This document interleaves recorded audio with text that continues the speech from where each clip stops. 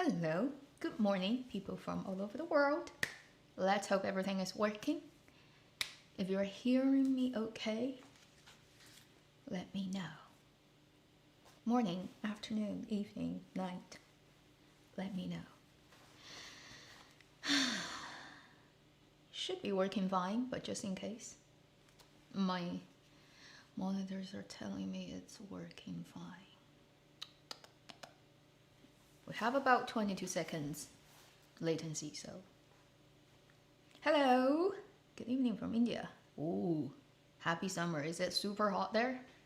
Well, there's no super cool time in India anyway, but what's going on recently? Morning, hello, Grey Hippo TD. Your names are so cute, people. Grey Hippo. It reminds me of the fact that hippos, they produce natural sunscreen and makes them look pink. Incredible. See a lot of familiar people. Hi. So this is June 2023 live stream from Avenue X.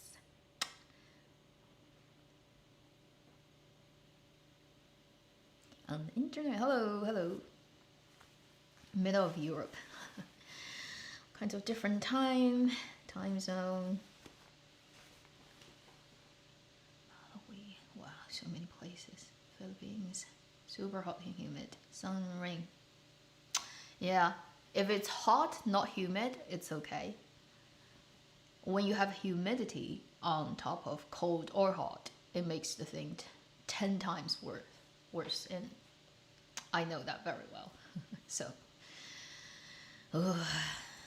can't stop the AC running. Texas, ooh, glasses look great. People, you're so sensitive to these things. Yes, it's another pair of glasses. I'll talk about this actually next week. A type of collaboration, but we haven't worked out the details yet. So hopefully, I'll get that sorted out and talk about it in one of my videos next week. Portugal. Childhood toy. Ah, Grey Hippo. It's very straightforward. Like, you're a hippo and you're gray, so you're a Grey Hippo.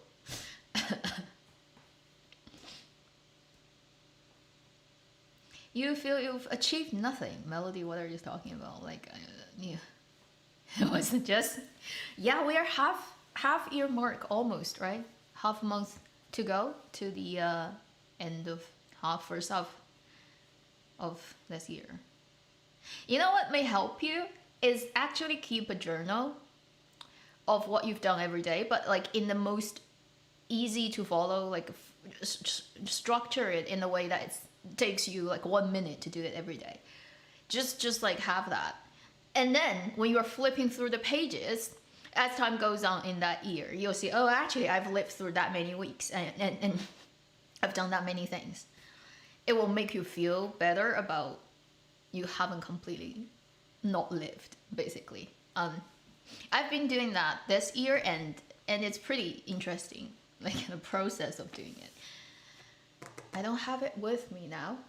I can later, if somebody wants to see that, I'll bring it down, like a bigger notebook that I saw somebody doing on their video on Bilibili, who keeps a journal in a square form, quite large book, but in a very easy sort of way of doing it. And I'm like, interesting, let me try. And I've been doing that for this year, and pretty interesting. It gives you a good sort of physical sense of how many weeks it has gone by, because every week is one page or one spread, so that as you go through it, you know, it's like that many weeks have gone by. Oh, so maybe that will help, you know, make you feel more about the fact that you actually have lived all those seconds.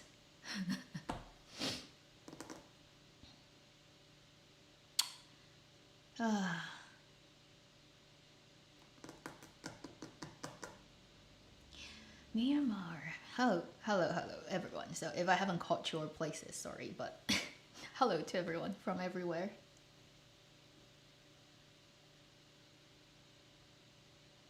nice day every day for Tiny Nook. That's so adorable.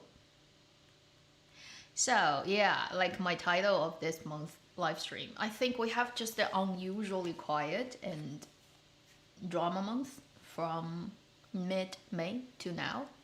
It's super quiet, and it's like all the platforms are holding on the fact that they're like not putting out new stuff, and the stuff they're releasing are all very I don't know, like if everybody is just waiting for, let's say, July or August, because that's traditionally the 2 months of summer holiday for all school kids, like whatever age, from primary school up to like even to university, right? Those are the 2 months time where everybody is off. I don't know if they're waiting for that to release dramas, so that summer holiday slot, so that they're all waiting and they're not putting it out now, and they're just all heading towards that big release, which can be very disastrous. Usually only one comes out on top, everybody else is like 炮灰, right? So collateral damage. Yeah, maybe that's why June is unusually quiet. Also, 2 days ago, we've just reached the 5th anniversary of the first day of Guardian airing, if anybody still care, back in 2018. I think that drama went live on Youku on June the 13th, 2018. Something like that. Although I didn't catch the drama until early July that year. But technically speaking, it went live. So now it's been 5 years. Unbelievable. Yes, it's a new pair of glasses, and I'll try to talk about it next week. Yeah, and hopefully I can get some discount for people, but if not, at least it's pretty nice, pretty nice online brand, who really do it very fast, far more efficient than I expected.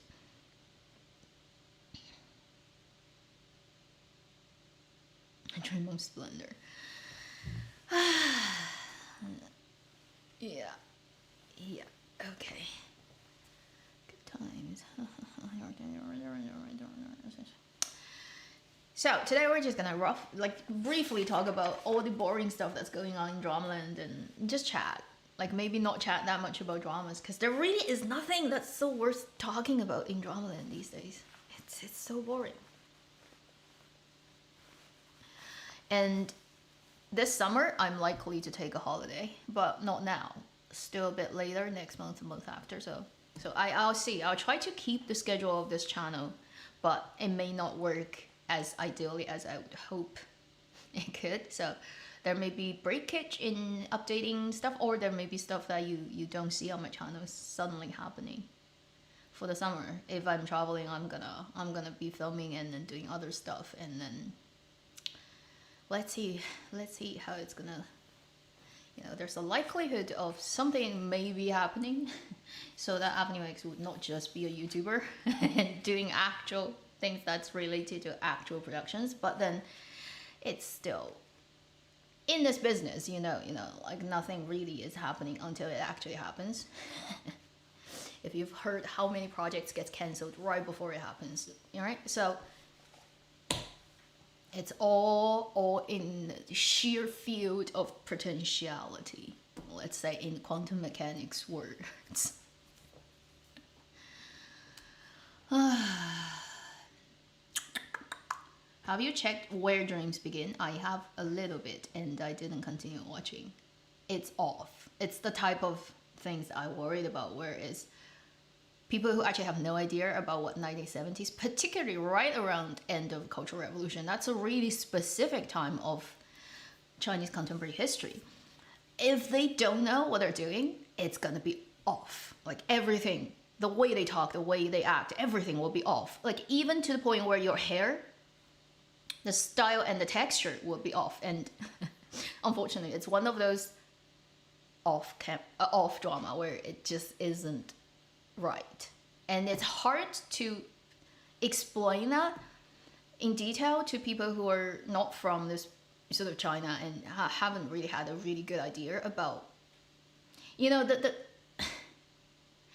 particularly when you try to capture a particular era of time and what people look like and what is the, it's very hard. It's actually one of the hardest things to do in drama. If you're filming something talking about a story that's set far back, hundreds of years, thousands of years, then nobody has seen it anyway. There's no recorded image, there's no sound, there's nothing. It's only written text best and some drawings that you can go off on, or some artifacts that, you know, like comes out of archaeology. Therefore, you have like huge space of imagination, and you can purely imagine what people walk like, talk like, all that, and nobody can really argue with that because no one knows. So you have much more freedom of creating dramas in a time setting that's far, far back, or into the future as well. Nobody has seen. But if you're filming something that is, one is now, one is like close to now, like say a couple of decades within current time. And if that period of time is very specific, it has its very strong, unique quality that's different from other times for whatever reason, then it's actually a really difficult task to do well. Because for people who actually have lived through physically, personally through that time, they all know. And they may not be able to say it in clear words, logically, what is off or what is not. But if it's off, everybody can tell. Like old enough people, they immediately say, oh, this is definitely not 70s. That's like so not. So it's actually really hard to do a 70, 80 drama and capture the essence of the era. That's why when I watch a drama, I'm like, oh, let it. Also, like they're being specific location-wise. It's Beijing, which makes it even harder. It's very hard for non-local Beijinger to fake a Beijing accent. Although it sounds close to standard Mandarin, it has a very specific way of pronouncing certain things that it will fool you in terms of you think it's easy, but it's not. And if you've heard a local grown-up from Beijing person speak, and somebody who from outside that hasn't lived there long enough, the other person may be speaking very standard good Mandarin, but it will be so not Beijinger. Like the Beijing people immediately tell you're not from here. And so in this drama you have that problem where characters speak and they're supposedly they are the locals, but they are so off. Oh, and I can't believe it. You know, like when you watch a drama like that, it just breaks that whole illusion, and you start to, oh, okay, no, it's not working. So that's why this type of drama, I am not really like a fan of very young actors, unexperienced actors playing this type of role, because it's far beyond their capability. It really stretches them too far. You have to have very experienced and people who have lived in that place, or who are just so professional that they can do all kinds of accent. And they actually have a little bit personal experience and idea about what particular time people are like to do those roles. So these days, probably you need 40 and plus years old, at least, actors to play roles of that particular time. Otherwise, it's just, or you have to get a really good director who is old enough, and he will, or she, okay, political correctness, they will come in and then direct the youngsters, telling them that is off, you have to do it that way, you need that. Otherwise, it's not gonna work.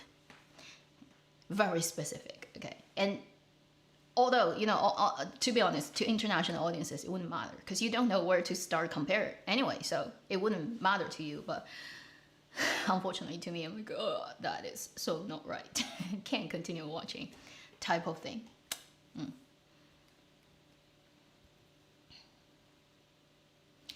My Marvelous Fable, I've watched the first 2 episodes, I believe, and I'm not getting it, unfortunately, this time. The story is, it's so forcing it. Like from the moment, the opening when he goes to her apartment and trying to get the draft, like that whole Sistine Chapel oil painting, finger touch, I'm like, over the top. Come on, over the top. Can you just tune it down a little bit? It's so, like, it's so, from everything, from beginning of that story, it's forcing you to sort of already shipping them, or a potential romantic relationship where nothing has happened yet, and already it's like, push it like crazy. Not a huge fan of that. So I watched 2 episodes of Marvelous Fable and I'm like, it's... Also, the acting is just like that. You know, there's nothing special going on. And slightly, I still don't quite believe the setup. The fact that she asked him to get in the car and immediately says, I'm gonna go there, which is like 3,000 kilometers away. Drive me there and I'll give you my draft.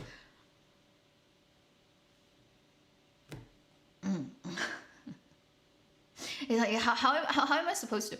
Like, you know, the practical brain of Avenue X is you can go on a long road trip before you actually have prepared for a week or something. You have to pack up your clothing. You have to get, you know, like money sorted out. You have to, like, there are immediately 100 things in my head that needs to get packed and ready before you can go on that kind of trip.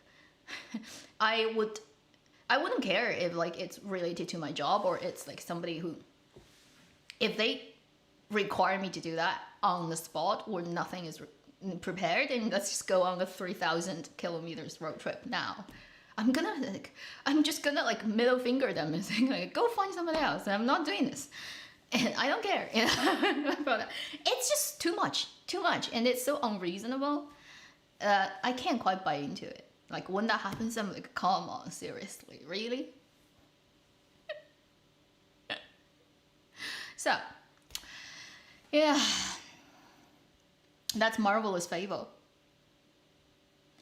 Yeah, remember, Like a Flowing River 1 and 2, given it's directed by the top 正阳光 people, and Wang Kai and Tong Yao are slightly older than this younger generation of actors. Also, Kong Sheng Li Xue, they have lived through, personally, they have some lived through experience of that era, so they know. If it's off, they can tell you. It's like the way you walk and the way you talk and the way you look is wrong in that aspect. Change that.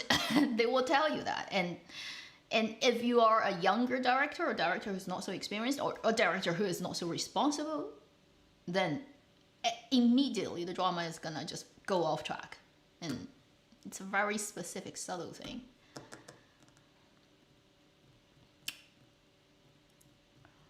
Back from the Brink, I know it kind of ends and I know what kind of happened and it didn't follow it until like from episode about so the part where it kind of crashes around 17, 18 to 23, 4, I didn't watch that section and then I watched 24 to about 30 and then I know how it ends so I didn't go back. It's a very weird watching experience of Back from the Brink.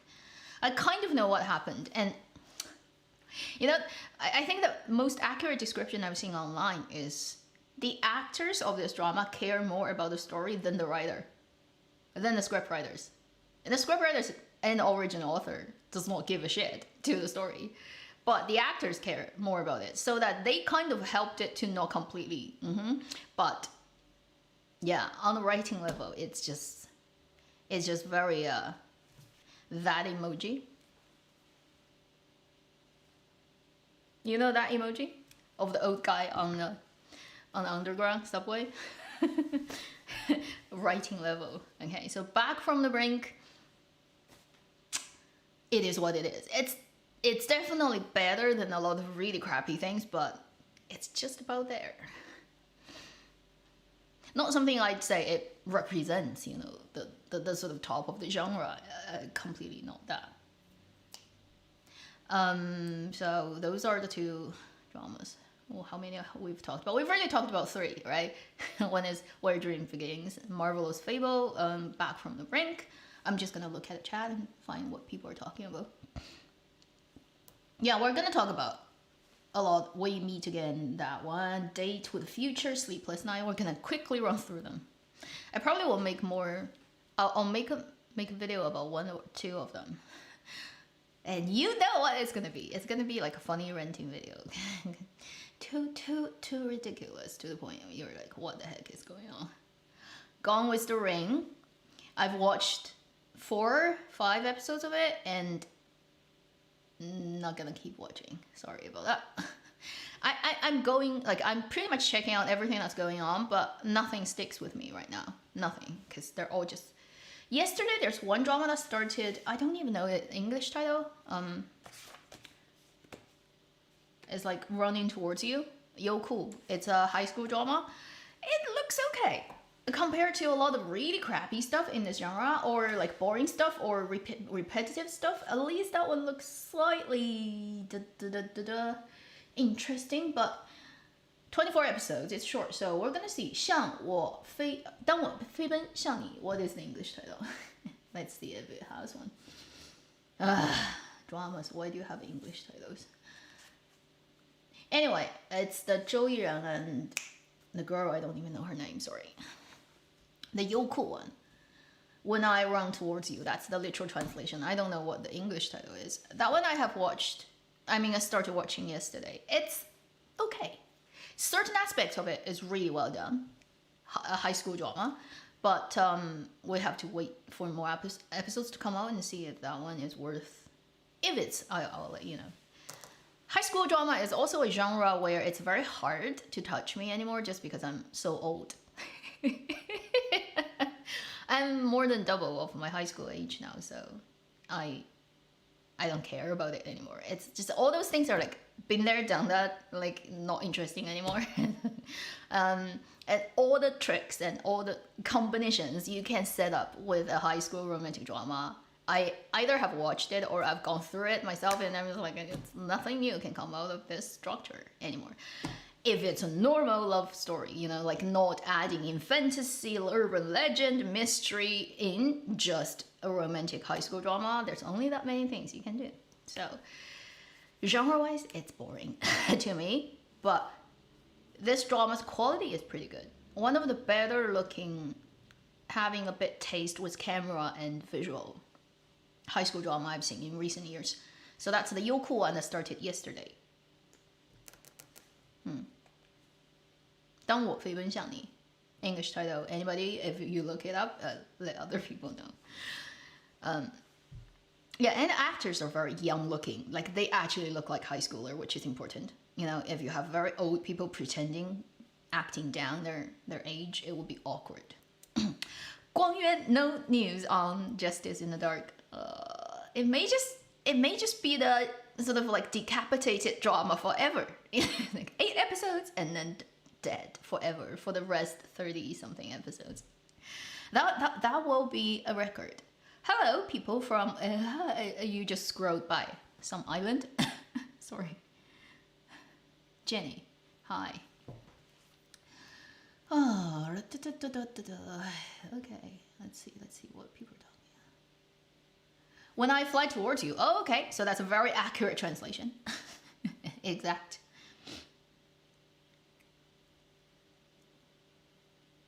Yeah, the intro is cute. It's the camera recorder, right, of the 2010s.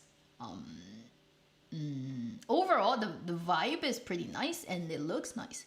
I mean, they really use the visual, the camera, the way it's used. I think they intentionally made it with a little bit of film, grainy texture.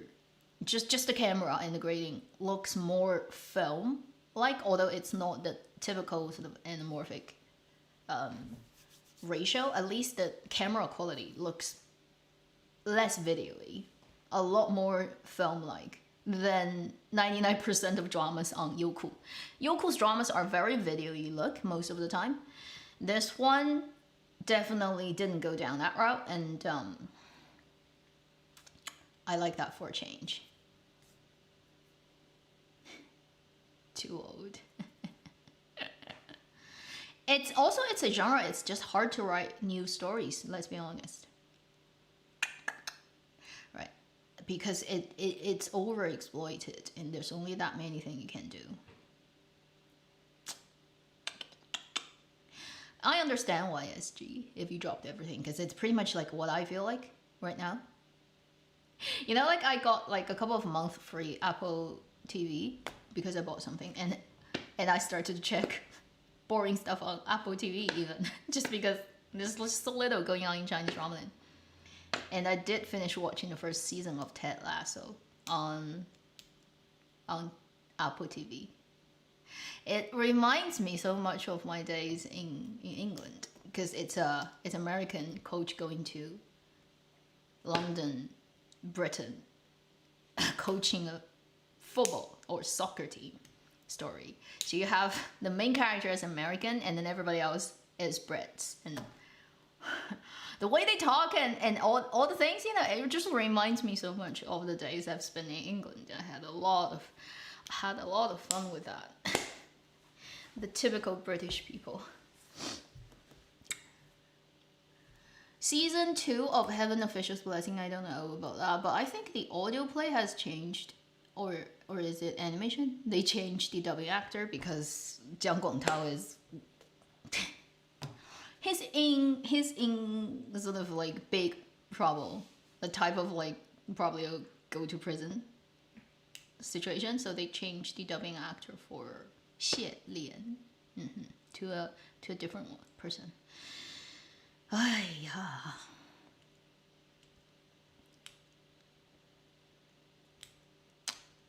Yeah, like, you know, the things that are based on BL, whether it's audio play, animation, or live action dramas, it's just really tough these days to even try to squeeze that by in any sort of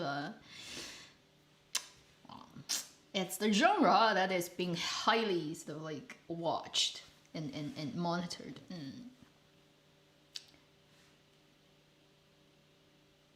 不虚此行》is going to hit theater. Not quite sure what it's at. Let me just check.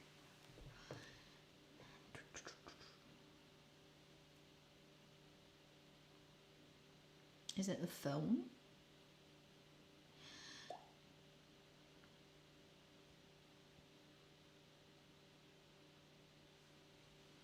She was on Weibo hot search yesterday. Really? I have no idea. Did something happen with it? Zhang Xinchen. Oh, he's in variety show. I don't watch variety show. Like 99% of the time, I don't watch it. I just feel it's such a waste of time. You know, like they do 3 hours of variety show, and it's just like boring people talking. All ears. 胡歌、曹保平啊，吴磊、齐溪、百克。Okay, let's see. Alibaba's film shot last year. Haven't recently heard anything yet.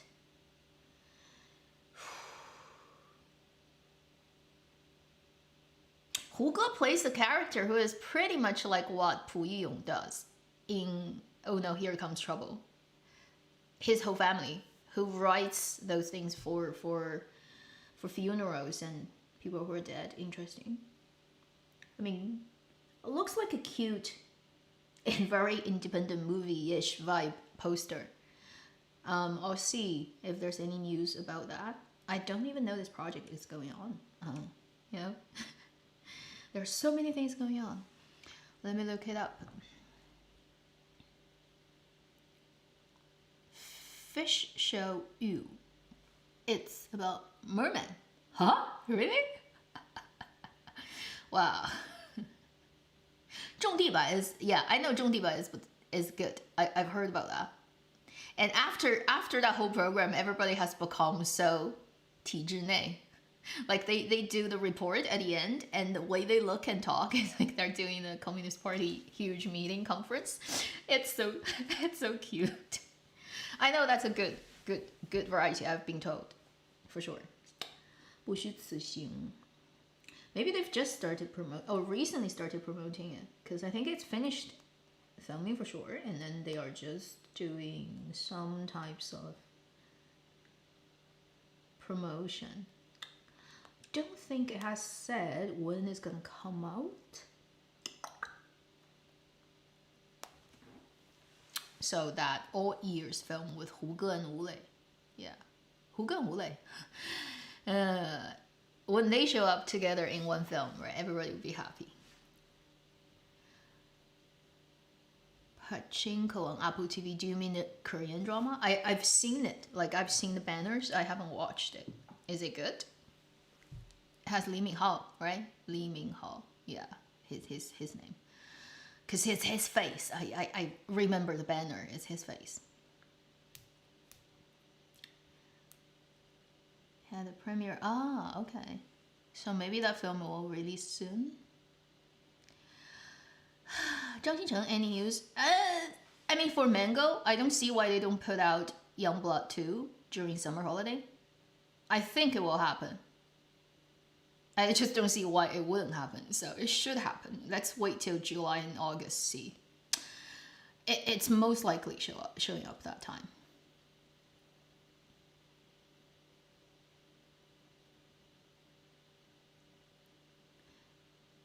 Villain there. Oh, really?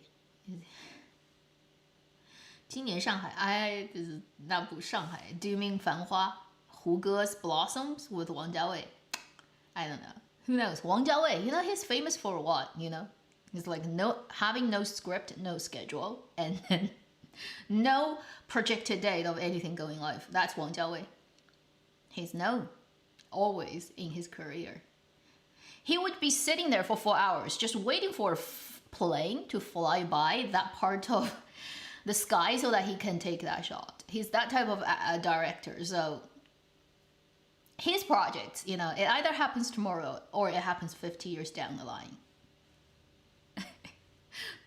Between those 2 points, any time is possible. That's Wang Jiawei. Bionic? I haven't heard anything. Like, I only saw that promotion during the iQIYI Rio thing. Afterwards, haven't heard anything about it. iQIYI has no money, you know, so even if sometimes it has good dramas, it just has no ability to promote it at all. It will completely rely on fans of certain actors to promote it for themselves. That's why certain dramas get higher, sort of more noticed from iQIYI, because they have a big fan base, and it's like the fans do it themselves voluntarily for free. If the people do not have a big fandom and their dramas are with iQIYI, good luck, you know, good luck. In terms of like people hearing about your existence at all.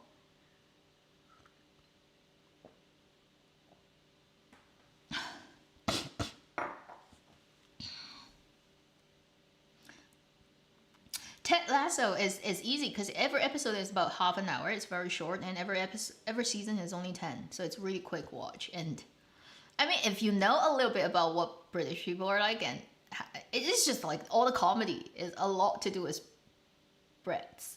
And I don't know, like I watch that and I laugh. I'm like, oh, reminds me of those days years ago.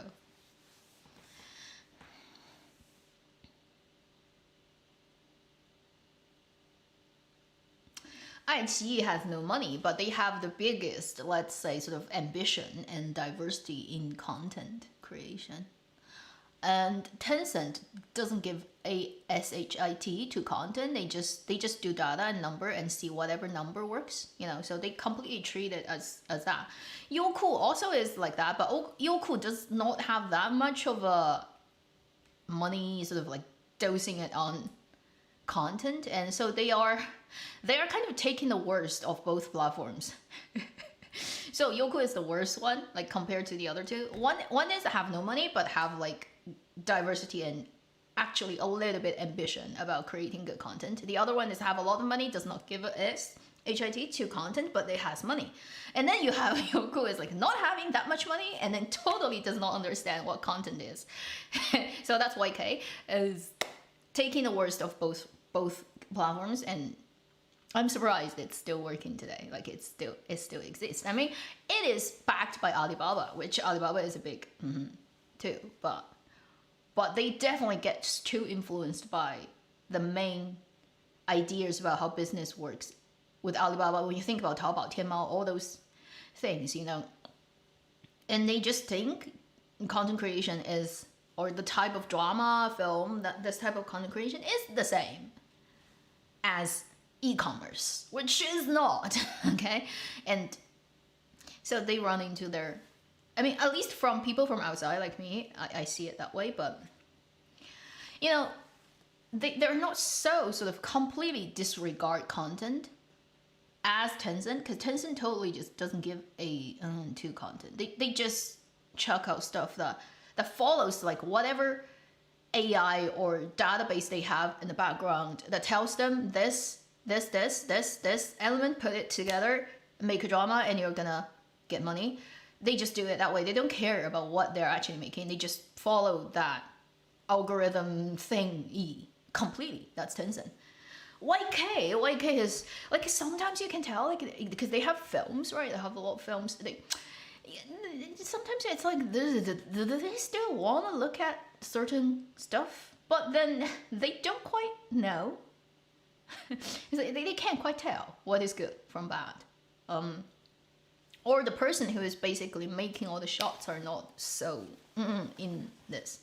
iQIYI is definitely, you can tell from top to bottom, it's like people who are working in this actually know about what is good and bad, but they don't have money. So it's so funny. Like everyone just has that particular weird setup that makes them handicapped in one way or another. I guess so that they don't become the Netflix and eats everyone. Oh, Netflix. You're not very late. You're just like half an hour late. Just a 95. What are your favorite dramas from iQIYI? Oh, there are so many. iQIYI in the last couple of years have done a lot of good dramas. And if you have to count from, I mean, like Bad Kids, Long Night for sure. You have the Lifelong Journey, which is really good. Strange Tales of Tang Dynasty. A couple of romantic dramas I also like coming from them. I mean, Tianjin Mystic. Although I don't quite like the second season, it's still really interesting IP and some of the most imaginative camera work in Dramaland in recent years. So iQIYI has quite a big number of good stuff going on. Oh, Tian Li recently just did another drama. Let me just quickly look at. So the director of Tianjin Mystic is now directing a Liu Cixin, I believe. I mean, I think it's either done or like they've started. I think it's done. They're just waiting for time to go live, and it's a Liu Cixin sci-fi short story adapted drama that's led by Huang Jingyu. Who else? Let me just look at Huang Jingyu, Wang Ziquan, Liu Chang. So this one is already wrapped last month, and they're doing the post-production. It's gonna come. Gonna come off on Youku. But the director Tian Li kind of got his name known by doing the 2 seasons of Tianjin Mystic. That's the same director who is doing a Liu Cixin sci-fi with Huang Jingyu leading it. Interesting. I wonder whether Youku is gonna come in and say, we want you to color grade this to our Youku look, which is heavy on magenta and blue.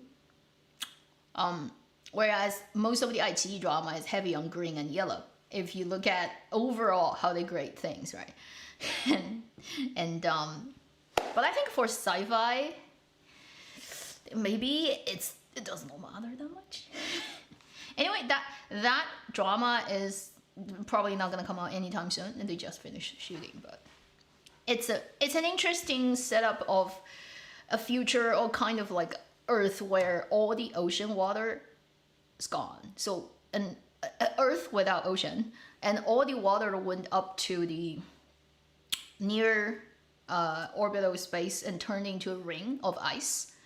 Because of some disaster happening, all the water in ocean on planet Earth becomes Earth's ring of ice. And that's what that story is based on. You know, Liu Cixin, thought experiment, crazy person, writing all those insanity stories.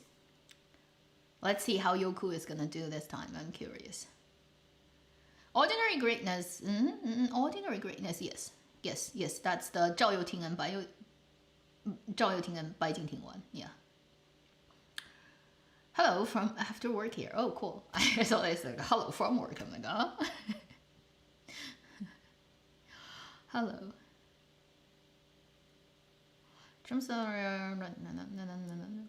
Which companies do they belong to? Mountains and Yokulanchi. No, they don't belong. So, like Croton, it's not belonging to any platform. They're a production company that does dramas, and then they sell dramas to different platforms. Sometimes they have closer relationship to one than the other, but does not mean that they don't do it with the other ones. It's not exclusive. Croton is now 华策, I believe. Croton is under 华策. 华策 is the bigger one on top. 欢宜? Do you mean 欢愉? There are a couple of companies that have very close names, and yeah, so production companies, unless they are Tencent, you know, like there's Penguin Film Picture or Penguin Drama, then that's actually Tencent's own company. Otherwise, usually they're just like collaborating. Maybe some of them have Tencent holding a little bit share like that, but yeah, they're usually just collaboration and closer relationship type of thing. Yeah, Tianjin Mystic. I because the first season, I just in my mind's eye, I just cannot separate Li Xian from He Shen. So even though I don't have a problem with Jing Shijia, he just doesn't feel like the role. He is a much. He needs, and I don't know, like Li Xian play that playful, happy, squirrel-looking like guy in the first season. Is what I think Guo Deyu is. And Jing Shijia is so different. So different. Everything considered. The look, the vibe that person gives. He's a much more sort of introvert type of person, even just by looking at him. He's not the outgoing, explosive, sort of happy, bubbly energy. He Shen, he's the sulking He Shen. And anyway, it's just too different. My brain just cannot compute it, and I didn't really. I mean, it's not bad the second season by any means, but I can't watch it. It's like off. Everything is off. Particularly when you keep the other actors. Zhang Ming'en is still there. The other two girls are still there, but then the lead guy is a different one. It's odd. So I never could quite work with that. I think they picked him probably because he's a good swimmer. He's a professional swimmer. The type of just one step away from Team 1 National, and because he couldn't get to the Team 1 National, he became an actor.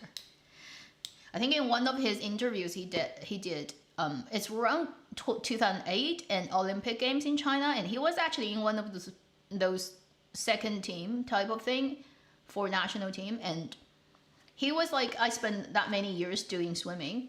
And I realized at that point, I have that little bit gap between me and the truly talented people, the top players, the people who have naturally better water sense. Like when they're in water, they just know how to move. And he said he's not as talented as those people, and no matter how hard he tried, he will never be as good as those people. So he gave up that and then became an actor. It's a very interesting story of his. Yeah. And so I think one of the reasons he is picked as He Shen lead is he has so many underwater scenes, right? So you need a professional person who can do it much better than normal people in water. Yeah. He is one of those rare actors today, I'd say, who they actually go on shows that normal actors wouldn't go to. He did this radio chat with a really funny radio podcast program in China multiple times. I think 4 times or something. And every time they chat like 2 hours, 3 hours, ridiculous length. And I've listened to all those programs. And in that they talk so many about all kinds of weird things. And it just makes you feel for being an actor in China, Jing Shijia probably is more like certain actors in, say, Hollywood or the West, like Britain or US, where they are more into acting in the ways of looking at it almost as a study of human nature, history, philosophy, that, and they're into like the Inside Actor Studio type of thing going on. It just makes the person looks more three-dimensional and interesting, whereas most of the other actors in Dramaland in China they first will never agree going on those programs and getting 2-3 hours interview and chatting. And you can't imagine that happening. They only do those very short 10 minutes talk when they promote a drama about all the boring stuff, like what is the cutest moment you have in this drama, or if you have to do this and that, ask a question, pick one, like those super boring interviews you see of Chinese actors do. It has a lot of special effects jumping on the screen. I hate those things. I hate them so much. But 99% of actors only do that in China. They don't do those extensive long things where it completely relies on, honestly, their brain and their knowledge and their opinions, right? So I'd say Jin Shijia is one of the rare ones in China that actually do those things. Not that many people are like that. But still, it doesn't make him super suitable for He Shen, I still say. The He Shen is just off. But still, the director is really nice in terms of he has his own ideas about how to tell a visual story. Wang Ziqi can swim too. Yeah, his. But maybe then, when they are filming He Shen, Wang Ziqi is still too young and too unknown. He's much younger. Jin Shijia is 80s person, I think. Yeah, Wang Ziqi is definitely not that. He's too young. Yeah, he is a professional swimmer. So many people are swimmers. Interesting. Like dancers, swimmers, somehow they just show up in dramas.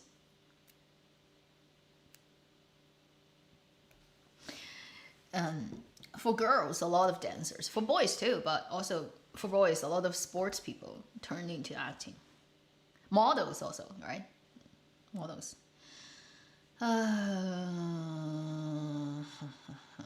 Some people are asking things I've already talked about earlier in this live stream, so I'm not gonna repeat that. Maybe later watch the playback. Longest Promise, haven't heard about it. I mean, Tencent probably is gonna put it out also in summer holiday. If they don't put it out now, I don't think like there's a better time to do it.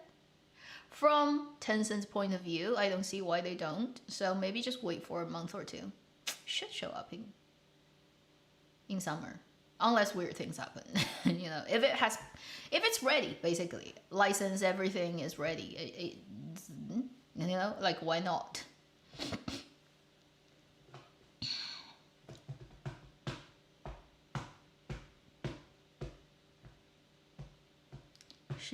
Oh, 36. Yeah, Jin Shijia is relatively speaking older than those. Yeah, he's 36.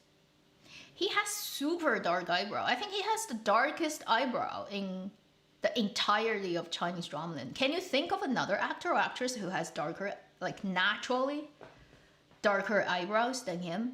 I can't. Like he's the darkest eyebrow person I've noticed working in Dramaland. And you're like, is it real? And then you look, it's real. There's actually no, like I paint my eyebrow. I don't have eyebrows. I have like barely any eyebrows.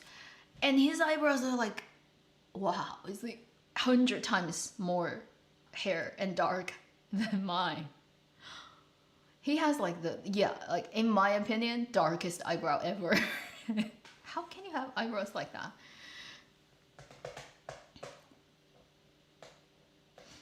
Yeah, it did get licensed. I think I talked about it. It did get licensed. So anytime. Totally depends on Tencent. But it's the genre again. How many stories have we seen from Hua Qiangu and this year Crappy Chongzi, and a lot of other things like last year or the year before the Ancient Love Poetry.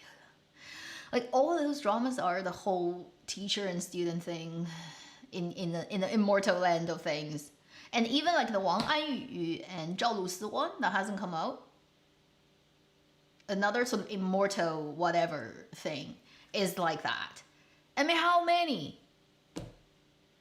Yeah, like they don't even want to bother to switch the relationship and make the lady the teacher and the guy the student. I mean, just do one change. One change. If you can't change anything, it's still a boring and old-fashioned fantasy 仙侠 drama. Like, can we just switch that? Gender? They still are like the guy is a teacher and the girl is. It's so old. Ugh. There's no creativity. There's no ambition in this whole thing. It's like, can we just do one thing that's different from what everybody else is doing? Tencent, typical, right? Just look at the back end data and then figure out the demographics and tailor it to their taste. And then as long as we can make money, who cares what kind of things we're making? Do you binge K-dramas? Not so much these days. K-dramas are right now in a really awkward place. I still think the golden days are before Netflix came in and decided to colonize it. That's the accurate word. You know, the strength of K-drama, honestly, previously was in those very detailed, very touching, grounded observation of human relationships, of family, of kinship. Those really human story, like that's the strength. And now it becomes revenge, zombie, and Squid Game, and Battle Royale. And you know, like we make the joke in China, it's like previously Korean dramas are known for Oba, and now it's known for Shiba. And it's really not its native gene. I mean, zombies in Korean dramas are like, holy shit, what is that? Okay. I may be biased, but I still think the best stuff in K-drama land are those older stuff. Now it's just from Opa to Shiba.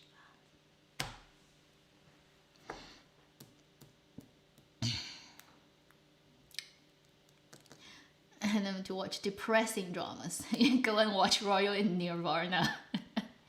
鹤唳华庭. That's like depressing from moment one till the end, and even their extra episodes are depressing, and everybody is not getting a good ending in the whole drama. How about that? Male lead, female lead, male second, they're all tragedy.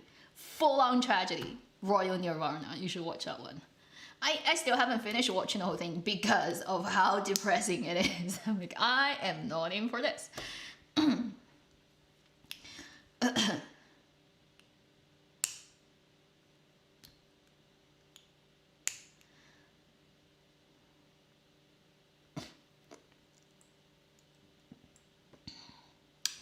Yes.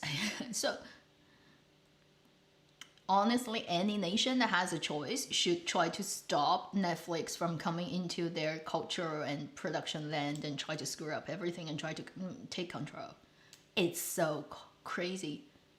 They're the typical multi-conglomerate, sort of global huge money that just does not care about anything. It decimates everywhere it goes. It just sucks the blood out of whatever land and people it picks. And it has no moral compass. It just want to spend and eat up everything. That's what Netflix is. Not a fan of that. Like I said in my video, it's just so ugly. So, good thing Netflix is not coming to China, and impossible. Because China has this, you know, like, yeah, on one hand you have like ridiculous censorship. That's ridiculous. Okay, let's be honest. And then, and nobody really knows what is going on, like in terms of like what goes through and what not. And then on the other hand, you know, because of this whole very strict restriction of foreign people taking part in cultural production and stuff, like it has a strict restriction, therefore like impossible for Netflix to stick its hands into China's market, which you know, I think it's still for the better because of what they've done everywhere else. I'm like, seriously.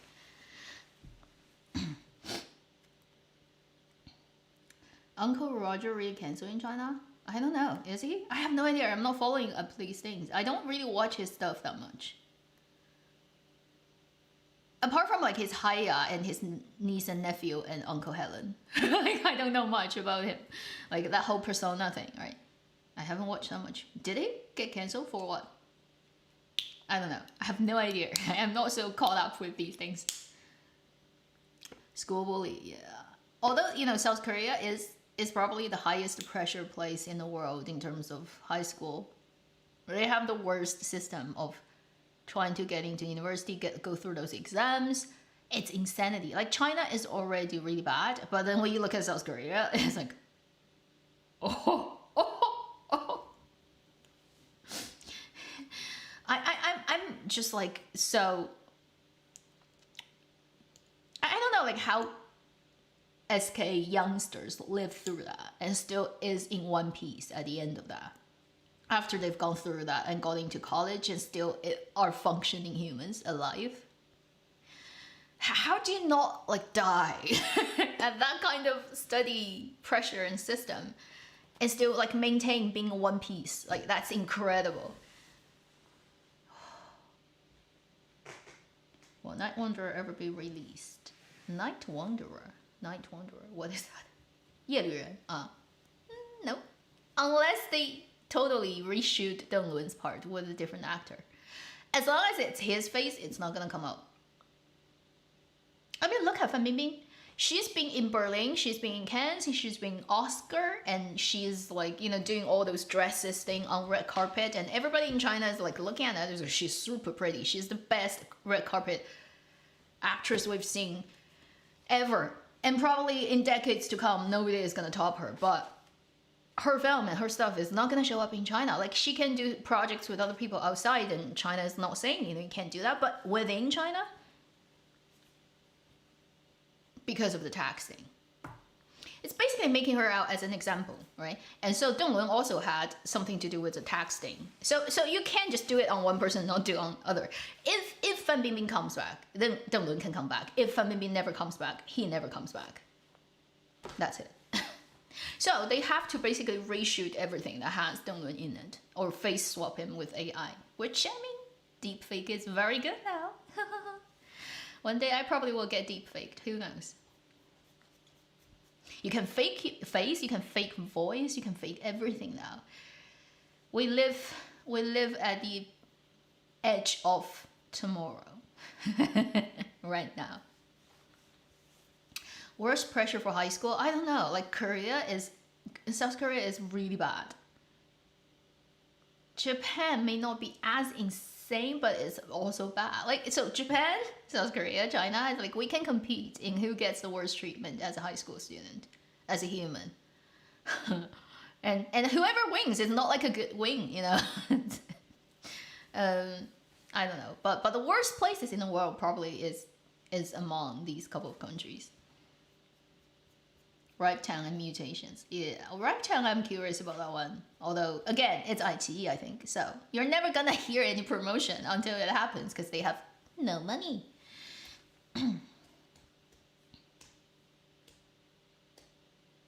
Romance on the Farm. Something like that. It probably will be a cute drama, but I'm a little bit worried about these two's line delivery. Zheng Shenxi and Tian Xiwei. Yeah, neither of them are very good at it. And Zheng Shenxi is not gonna do it in Cantonese, so it's not gonna sound sexy at all. He only sounds sexy in Cantonese. When he speaks Cantonese, he's a totally different person. And I immediately get the character's charisma thing. But when he speaks Mandarin, he really is a puppy-eyed dog, cute guy. That's all it is. Like that sexiness, it just gets completely removed. So, but in that type of drama, like farmland thing, it's gonna be Mandarin. So the accent is like dialect is not gonna help. And then Tian Xiwei's line delivery is very weird. She has a weird pace of talking.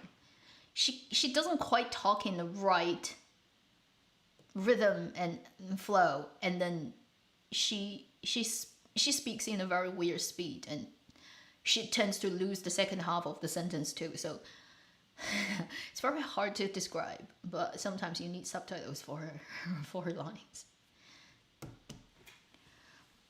A Date with the Future, really? Who did they face swap? Is it like a not important character? I've watched The Date with Future 5 episodes. I didn't notice who got swapped, so do let me know. Angelababy and Song Weilong, that period drama? Like, can't you just stay as a cover model? You know, just do photo shoot. You guys, you two look so beautiful. All right, in photos, vlog, whatever, you know, just do those magazine covers. Exemplary human faces and body, but come on, don't act.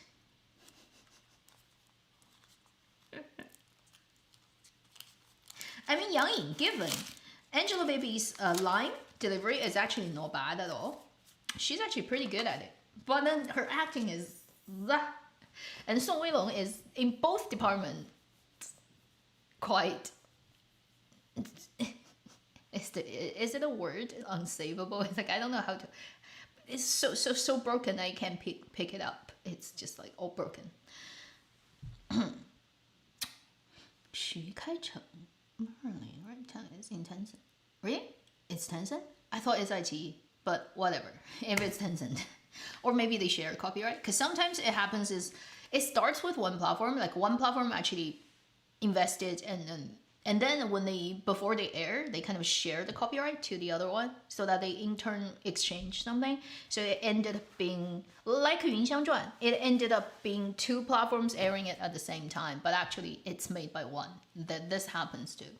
Yun Xiang Zhuan, Ingenious One, is an iQIYI one that shared its copyright to Tencent, I think.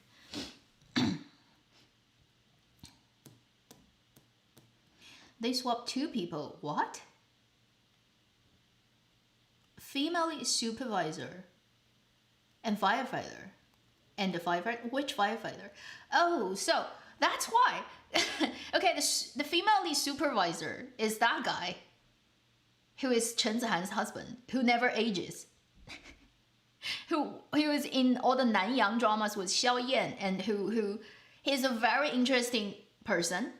Not like actor-wise, but he's such an interesting person. Anyway, he doesn't age. Okay, he's a vampire. That guy. That's why he looks weird. Cause every time he shows up, I'm like, did you age suddenly? Or like, what is going on? Because previously you don't look like that.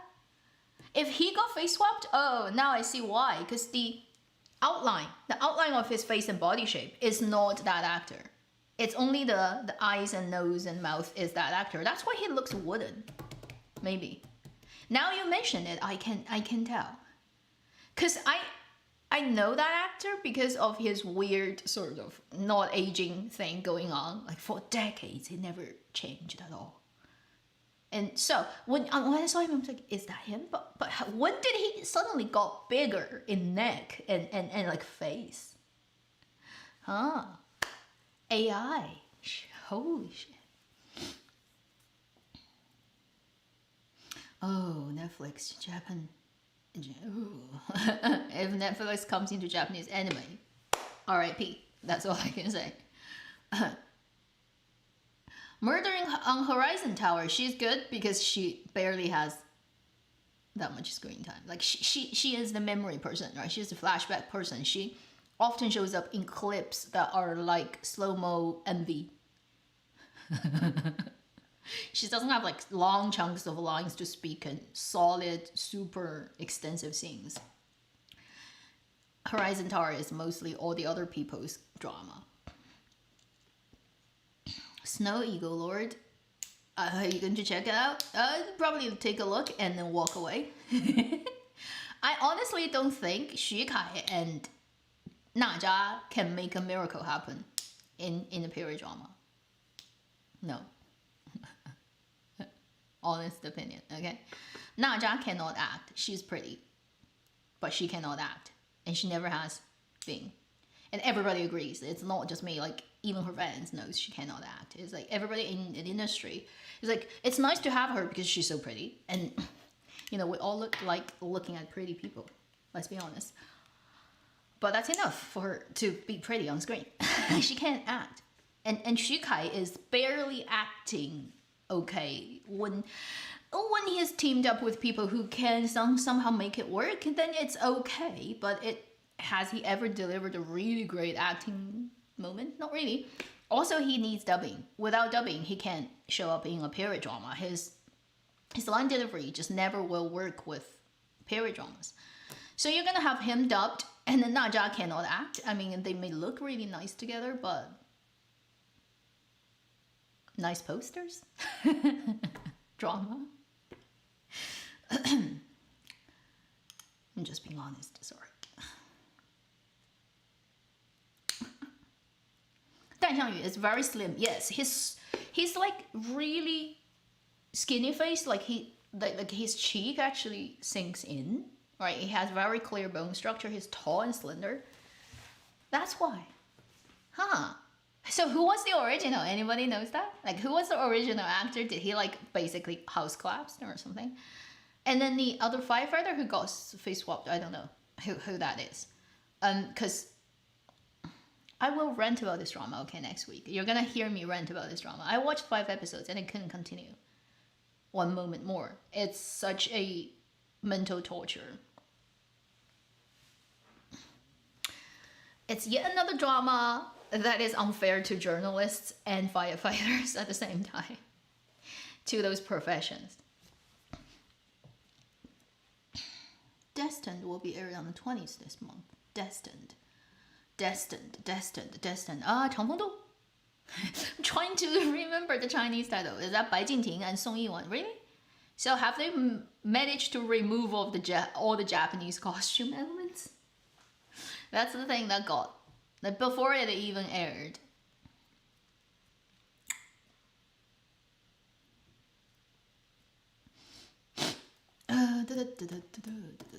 She's adorable.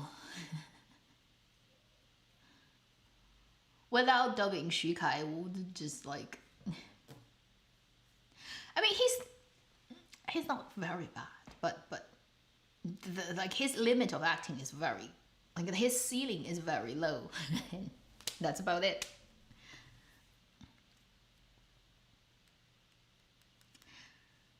Regulations about, like, I think it's like if they get dubbed, they have to pay the money for dubbing. Right now, the new thing coming out is if an actor does not dub himself or herself, they need to pay out of their own pocket. But honestly, when they set up the contract, they can just, basically the production company can just add the money into their pay, right? So what is the difference it's gonna make? And also, dubbing actors are paid very little in comparison to big traffic actors and what they get paid as their sort of, you know, for their acting. It's like hundreds of like percentage, like 1 of 100s or something, like tiny amount of money. So like even if they pay out of their pocket, it's like nothing. They can freaking go and buy a new camera or new phone or I don't know, a new drone, and it's more expensive than what they pay for the dubbing actors. So, or obviously shoes and bags and all those things, you know. It's just like a tiny thing that in their payment, and it's done. So even if you do that, it's not gonna change anything. The actors were like, oh, it's barely anything scratching the surface.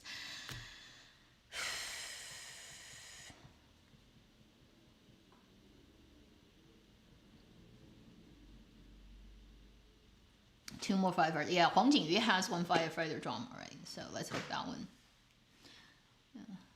Bai Jingting and Song Yi. Yeah. So let's hope that one can come out. Bai Jingting and Song Yi drama and not having that costume problem. Psychopath murderer. Well, he can be like, he can camouflage it really well, Xu Kai, because he does look like a really cute and good guy, right? But then when it comes to the moment when he needs to show his color, whether he can pull that off, like actually looking like a psycho.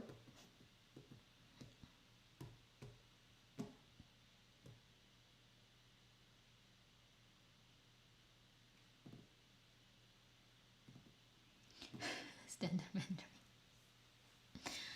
Yeah, this is the underregulated and weird part of Chinese dramaland.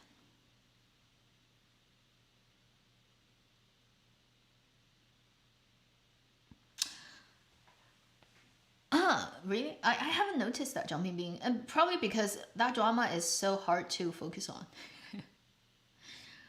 But in terms of breathing out, the worst is Ren Jialu, and let's be honest, he breathes out at every sentence, or every half sentence. If he pauses, he breathes out. Ren Jialun talks like that constantly, every sentence. I don't know why, because he's a pretty good singer, which means he knows how to use diaphragm and vocal cord. But then when he talks, is it the same? Like when you sing, you get like what, possessed by a different person? It's still the same voice. You can tell it's his voice singing, but when he sings, it's kind of okay. But then when he speaks, can you be that different? I'm very confused about the fact that Ren Jialun sings and speaks so differently. How could that happen? Isn't that the same human doing it? You know?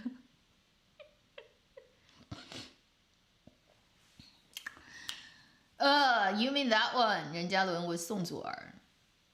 In trailer, he uses his own voice and it sounds terrible. His line delivery, still.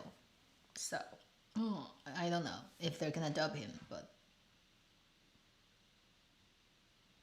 if he's in 台词课, if he's in those courses in the school that teaches this line delivery, he's gonna get F for sure.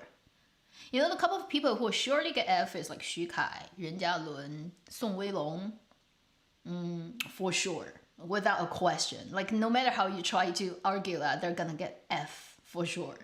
Okay. So there are 3 dramas that are contemporary romantic kind of drama that are just like sort of not watchable in their own way. One is the 三分野, Zhang Bingbing and Wu Qian, Here We Meet Again. The other one is A Date with the Future with Chen Weiting and Zhang Ruonan. Then the next one is I talked briefly on my weekly video, which I don't understand how it can work, The Sleepless Night. On Youku with Kong Xue'er. And is that Wu Yuheng? I can't even remember who are the actors, but I've watched a couple of episodes of that drama actually. The Sleepless Night, 香蕉先生不睡觉. Oh. In a way, I just cannot believe they exist in 2023, but it happens. I mean, in that, like, Here We Meet Again is the least terrible one, but the thing with the Wu Qian and Zhang Bingbing one is, first, I feel zero chemistry between these two. Second, the story is so hard to focus on. The type of, I was like looking at it for like 4 episodes and I cannot remember what happened in the story at all. Like what is the plot? You know, what is going on? And then like nothing sticks with you. For some reason, that drama is like nothing sticks with you. And it is so convenient. Basically, all the setup is so convenient so that they can just meet and fall in love for the second time in their life, kind of thing. It's so, like, there's nothing to chew on of a story, you know, the savoring things you watch a story for. No interesting character, no, like, it's just like, it happens. It's like 40 minutes, another 40 minutes, another 40 minutes. It happens, and then you're like, what am I looking at? Is there a story in this? Where is the story? So that's Here We Meet Again. I watched 4 or 5 episodes and I cannot sit down here and tell you what the story is about. I can only tell you the setup, which is the 2 leads were high school again together, kind of like, and then something happened and they broke up and for years and then they come back together in the story. So they're gonna kind of work together in the same company because the female lead comes into this. She's from a big boss family and she is like the crown princess, right? Getting her sort of training before she can take over. So, and they meet again, they work together, that's it. I can only tell you the setup. I cannot tell you what happened in those 4 episodes. It's a blur. Nothing can be remembered. I mean, how they meet, I can remember, is like the playing and sort of like getting to like into the same car and then trying to hide identity from him. Like only that part. And I remember the first episode, the whole coming down from the plane and getting into the car and driving, that whole sequence took so long. And that whole scene is so long. And I was looking at the time code and it was minute 28 of that episode. They still haven't gotten out of that one scene. I'm like, oh, you know, by that point,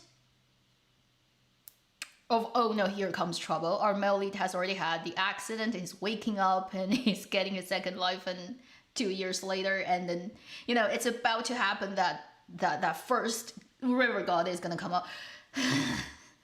There's no information load in a drama.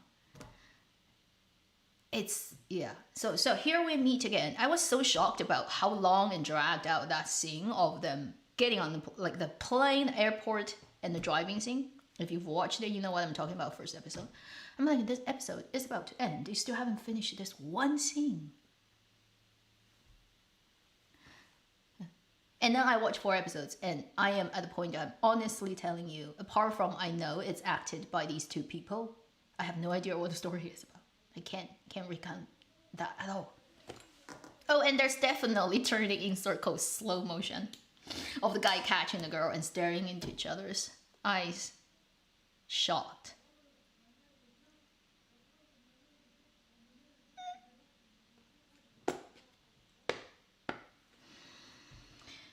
So, no chemistry, not knowing what is going on, and so I watched 4 episodes, and I don't even want to rant about it, because I don't know, like, I can make a video talking about it, and I would just, like, finish it in 2 sentences, and I'm like, for the rest of the video, imagine what I want to say, because I have nothing to say. I can't even remember what happened.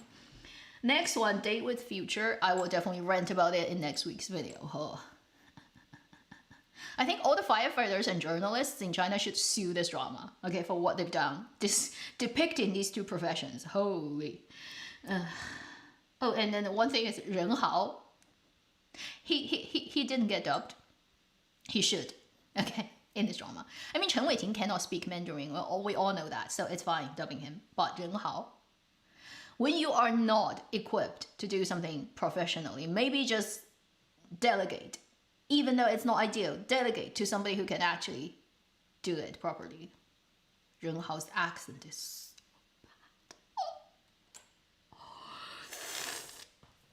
bad. Like, if you've heard Lin Gengxin speaking his lines in his not standard Mandarin that has heavy Dongbei accent, Ren Hao beats him in that department. That's how I would put it. So, wow, so bad, the accent.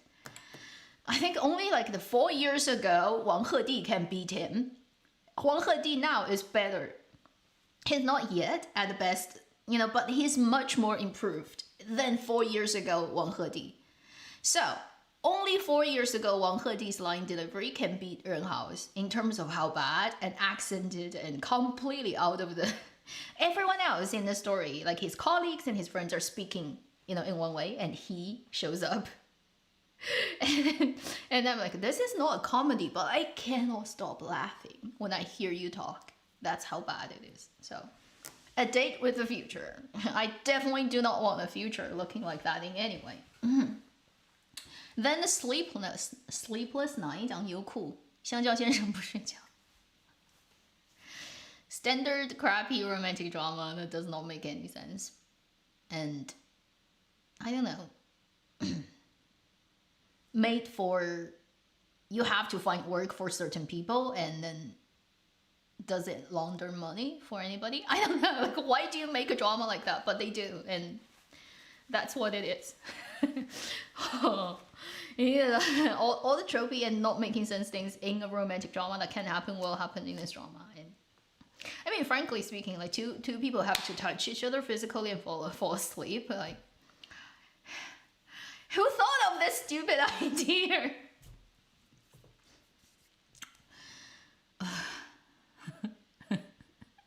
I think these days 10 years old can do better job than this. They probably have a much more wilder, untamed imagination than the pathetic imagination this drama has.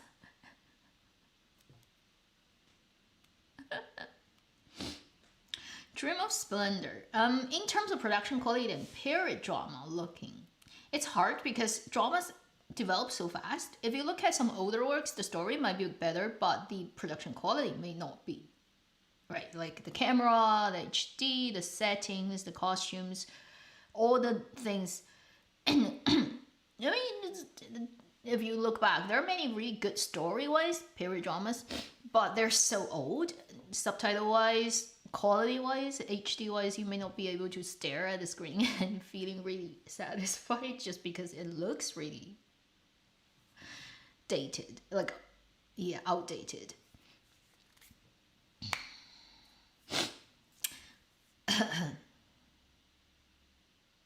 Wang Hedi these days are so much better if you watch his ICE's office comedy sitcom. He is still not perfect in Mandarin, but oh, he has improved. Like, if you heard him, what he sounds like during the days of Jiang Ye,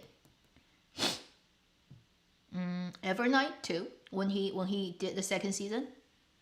If you've heard what he sounded like during one of their promotional periods when they put out a trailer and he didn't get dubbed, he was basically narrating that whole trailer, and it was so bad. And people were like, what the heck are we listening to? How do you dare putting this stuff out on internet? They later dubbed him because he sounds so bad. And one of the worst sounding actors, I'd say, in Mandarin, when it's completely off. Whether it's accent, whether like the delivery, the voice, like nothing is working. It's so bad. It's like you grabbed some random person who never got into school for learning Mandarin one day in their life, randomly on the street, and asked them to record that. It sounds like that. Compared to Evernight Wang Hedi, current Wang Hedi has like jumped up a lot. Okay, I would totally acknowledge his improvement, but he still needs more work.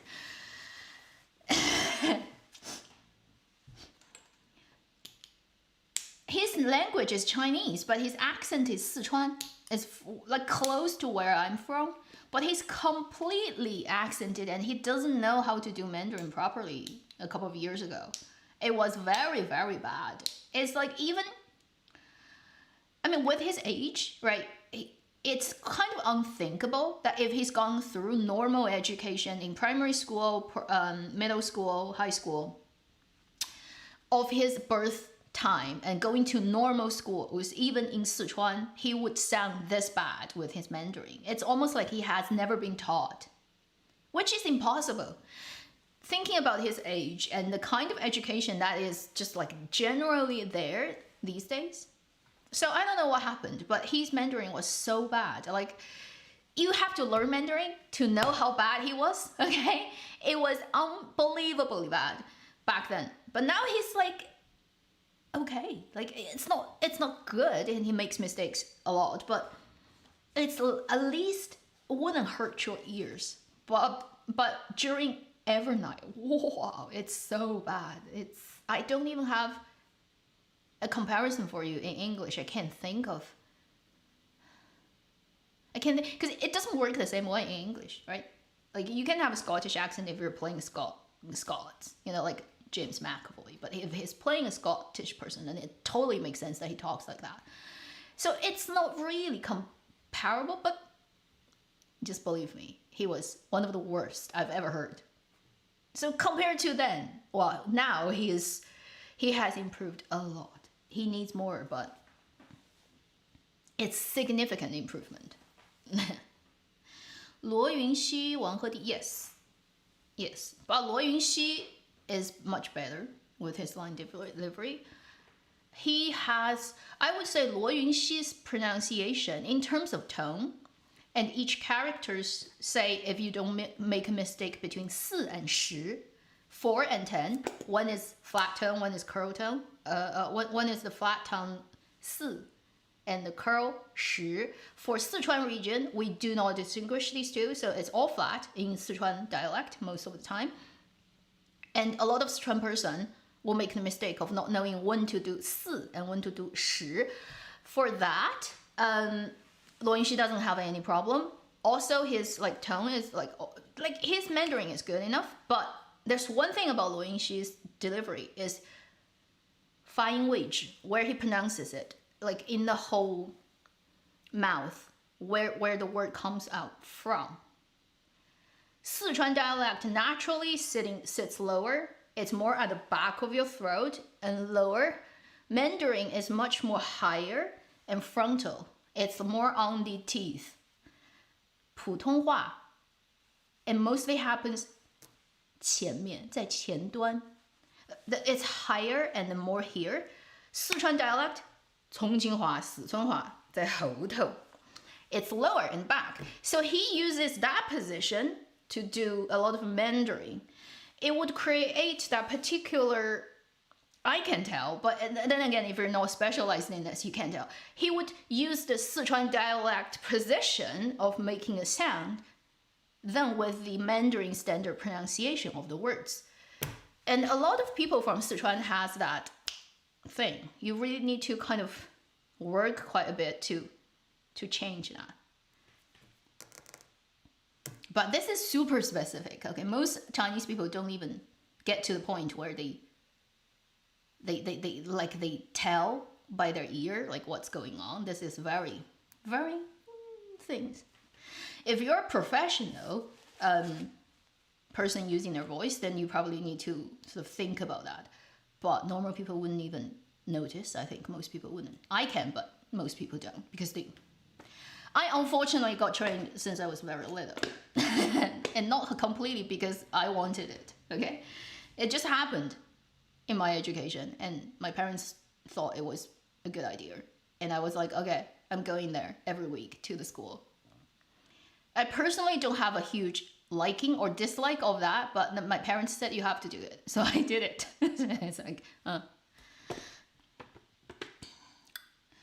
So that's Mandarin, but like it comes from Avenue X, and I'm not a professional Mandarin teacher, so take that with a grain of salt. But I'm pretty sure what I'm talking about is real.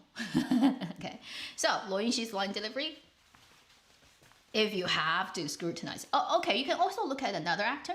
If you're very sensitive with your ears, and then if you know a little bit about Mandarin, at least some of it, not completely, but you can understand some of it. Go and listen to the other Chongqing actor, Chen Kun, the big Chen Kun, everybody knows, he's famous for decades. When he acts in Mandarin, he has the same problem, and sometimes even more pronounced than Luo Yunxi, where the way it's pronounced comes out of the Chongqing dialect position, and occasionally he slips his accent more than Luo Yunxi to the Chongqing dialect. So every 3 sentences, I can hear one character in Chen Kun's line delivery. It was like, Chongqing. Chongqing Hua. That is very easily detectable. So go and watch 天盛长歌. The one he did was Nini, the long period drama, because it has a lot going on. It's a long drama. He has long paragraphs talking in period drama setting. If you watch that drama, it's very easy. Every couple of sentences, you hear that one word is spoken in the wrong accent. And he does that more than Luo Yunxi.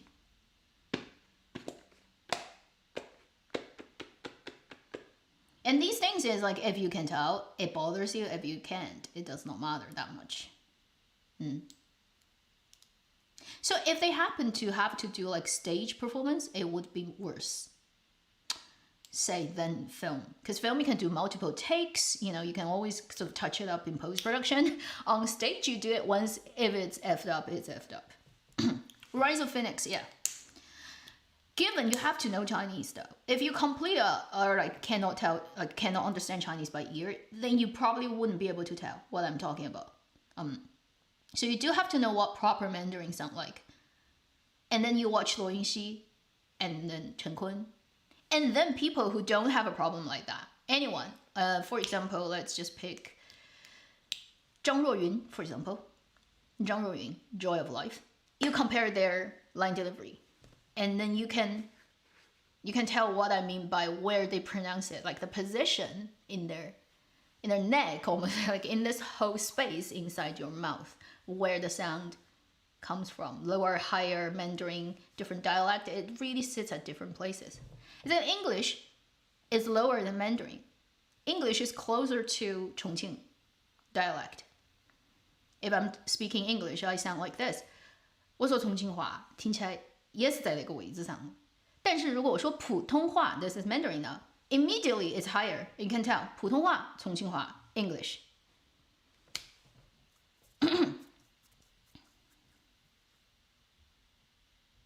Can you tell that? I think if you, it's pretty easy to tell. That's why Chongqinghua and English, like in terms of where it comes out, is very similar. They're both lower than Mandarin.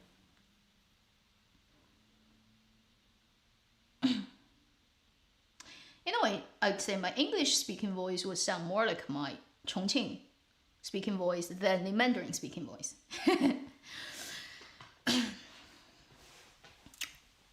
Oh. And so for people from Sichuan, they tend to have this, like Gong Jun also has this problem. If you listen to him, he's from Chengdu area. If you listen to his Mandarin, apart from he cannot quite close up his vocal cord is not very well closed. It's always kind of open, the gap, like the air leaks out. He has that leaking voice. Also, his accent is a bit off in terms of each character pronunciation. Then his position of pronunciation is also at that position where Chengdu accent gets done lower than Mandarin. Yeah, his voice is what we call 集中度, right? It's not very concentrated. Like the vocal cord is like singing. You have that. It's not closed. Gongjun is like that.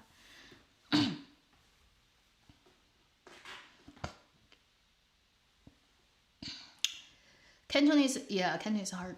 Because Cantonese, in a way, although it's a dialect, it already is very far from Mandarin in terms of vocabulary. Sometimes even like grammar, like where they put a word in a sentence, will switch a little bit differently from Mandarin. And then even like a lot of vocabularies are completely different. Therefore, it's so far away from Mandarin now that you can, in a way, consider it to be not a different language, still the same language. If you write it down, you can still understand it.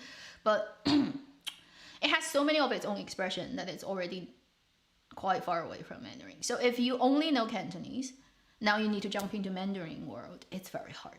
I mean, the other way around is also hard too. Why I do not speak Cantonese is I have to learn it as a new language. They have more tone in Cantonese than Mandarin. Mandarin has 4 plus 1 that does not have it, so you can say it's 5, but Cantonese has 9. And I can't tell the difference. Like I have to listen so carefully. But that one and that one is almost the same. But no, they're not. Like how? So Cantonese is really hard for Mandarin speaker. But the other way around is not easy either. Actors who are good speaking, many older actors are very good. So let's just like, now the middle age range, Wang Yang, pretty good. Older one, Wang Zhiwen, master teacher of line delivery. Older actors, Feng Yuanzheng. He is the teacher of most of the other actors. He works at the highest sort of level theater play troupe, and then he is a teacher of other actors. So Feng Yuanzheng, the guy who plays the domestic violence famous actor who kind of tied his name to that role many years ago. He doesn't act in that many stuff now, but he's one of the best. Pretty much all the older actors are very good. Like you can just pick any of them. Younger ones, Zhang Ruoyun, Zhang Xingcheng are pretty good. Female girls, a lot of the properly trained from Central Academy people are pretty good. Central Academy, usually stronger than Beijing Film Academy. Central Theater, Central Drama. What's that? Central Drama or Central Theater? 中戏. 中戏 is usually stronger than Beijing Film Academy. Who else has good?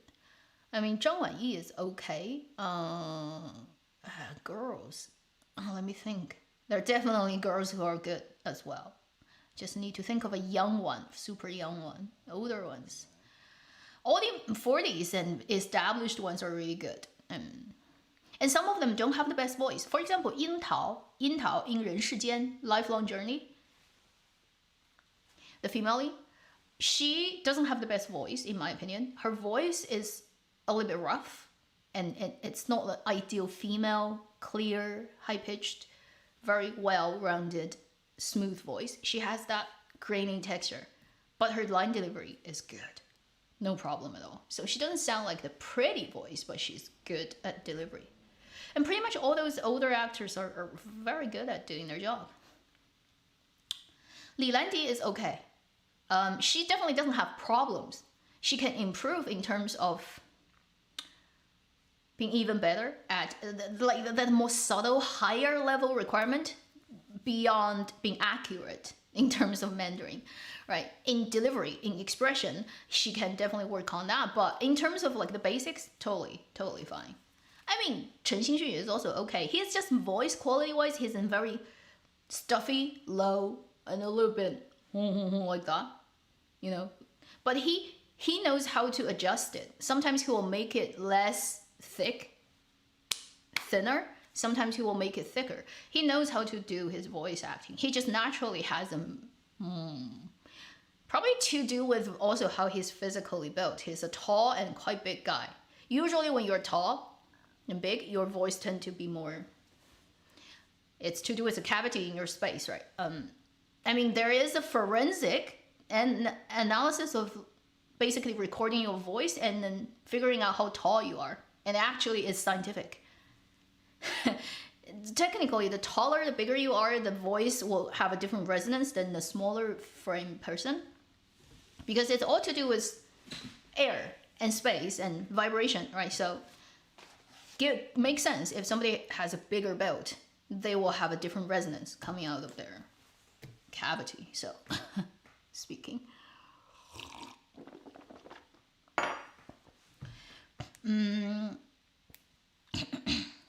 Yang Zi doesn't have a huge problem, but also not very good, in my opinion.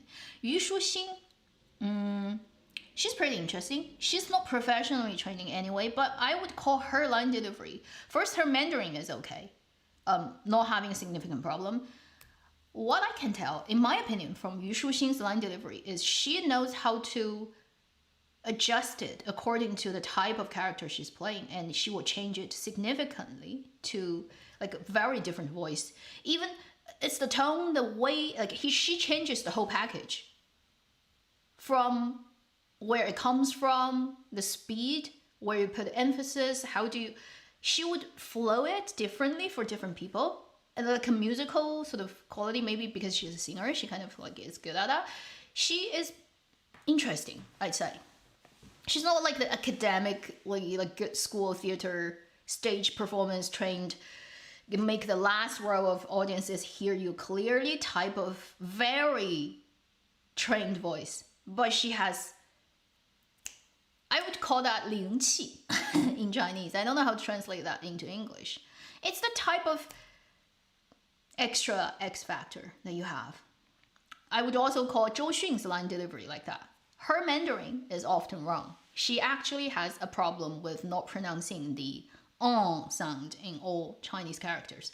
So for example, 神圣, this word means holy or sacred. First character 神 is not the nasal one. The next one, holy, 圣, is that sound. Zhou Xun almost 90% of the time cancels, like does not pronounce the on in a word. She has this problem. She's a southerner. Southerner have this problem. She almost never pronounces it right when it needs to be in a word. But you almost never notice it because she's so good at,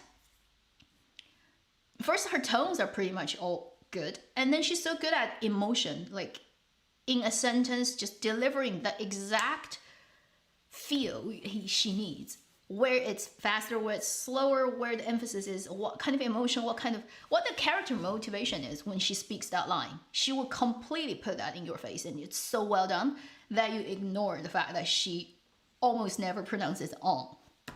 Next time, if you're learning Chinese, go and watch her dramas and films and pay attention to all the characters and all the words that needs the on that didn't have it. it's interesting. She does that, but you don't even mind it because the rest of her delivery is so good.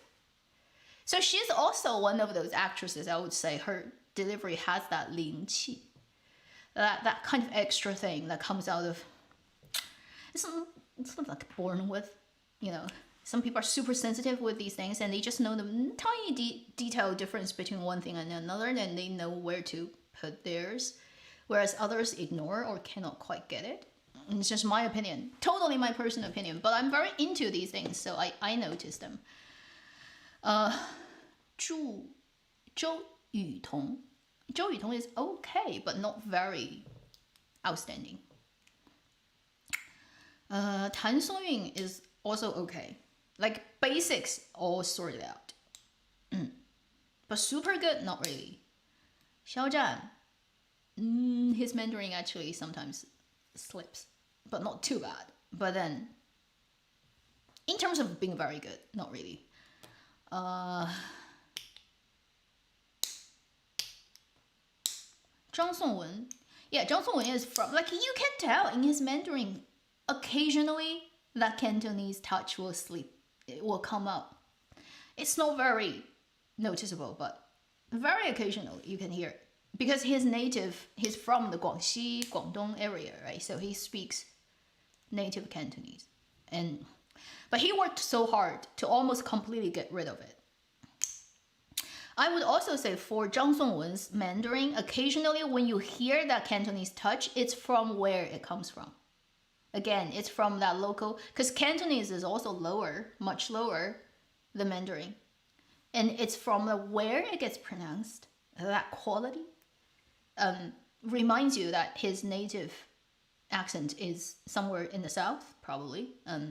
You can tell that. Didi Rabai is very good.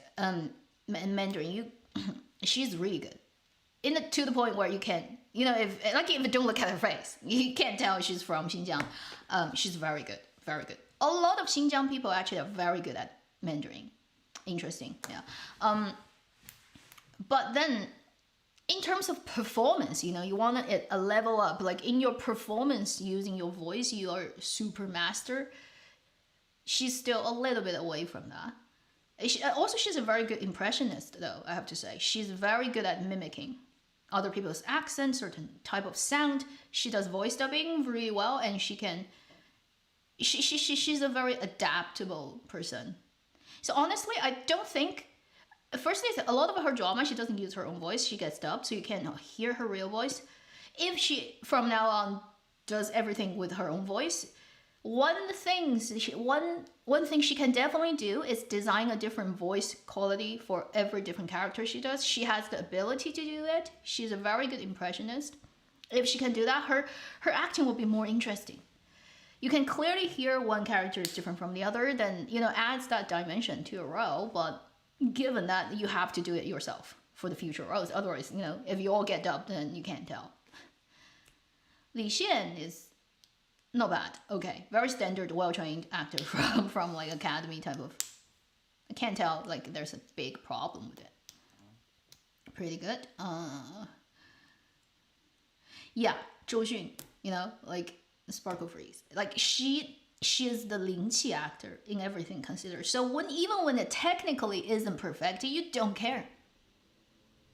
She doesn't pronounce the on, but it does not matter.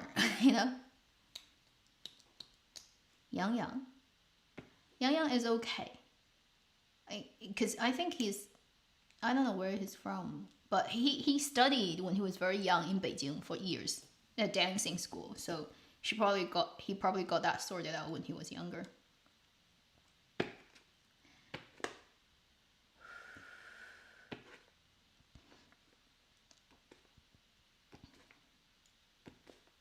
No, Wallace. No. I need to go away for a few minutes. I'll come back. In my opinion, he is so stable. Zhong Hanliang, Wallace Zhang, to the point that it's like the years haven't gone by at all. Nothing has changed. He's stable, but zero improvement.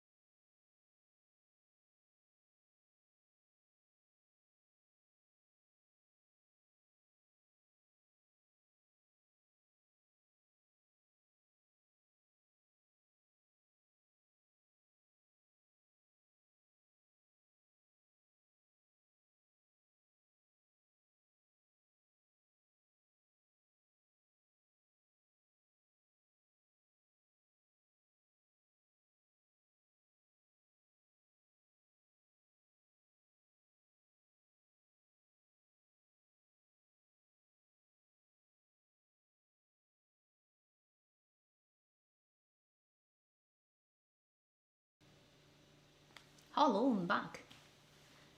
Yang Yang is from Shanghai. Oh. But he spent years in Beijing doing his dancing school.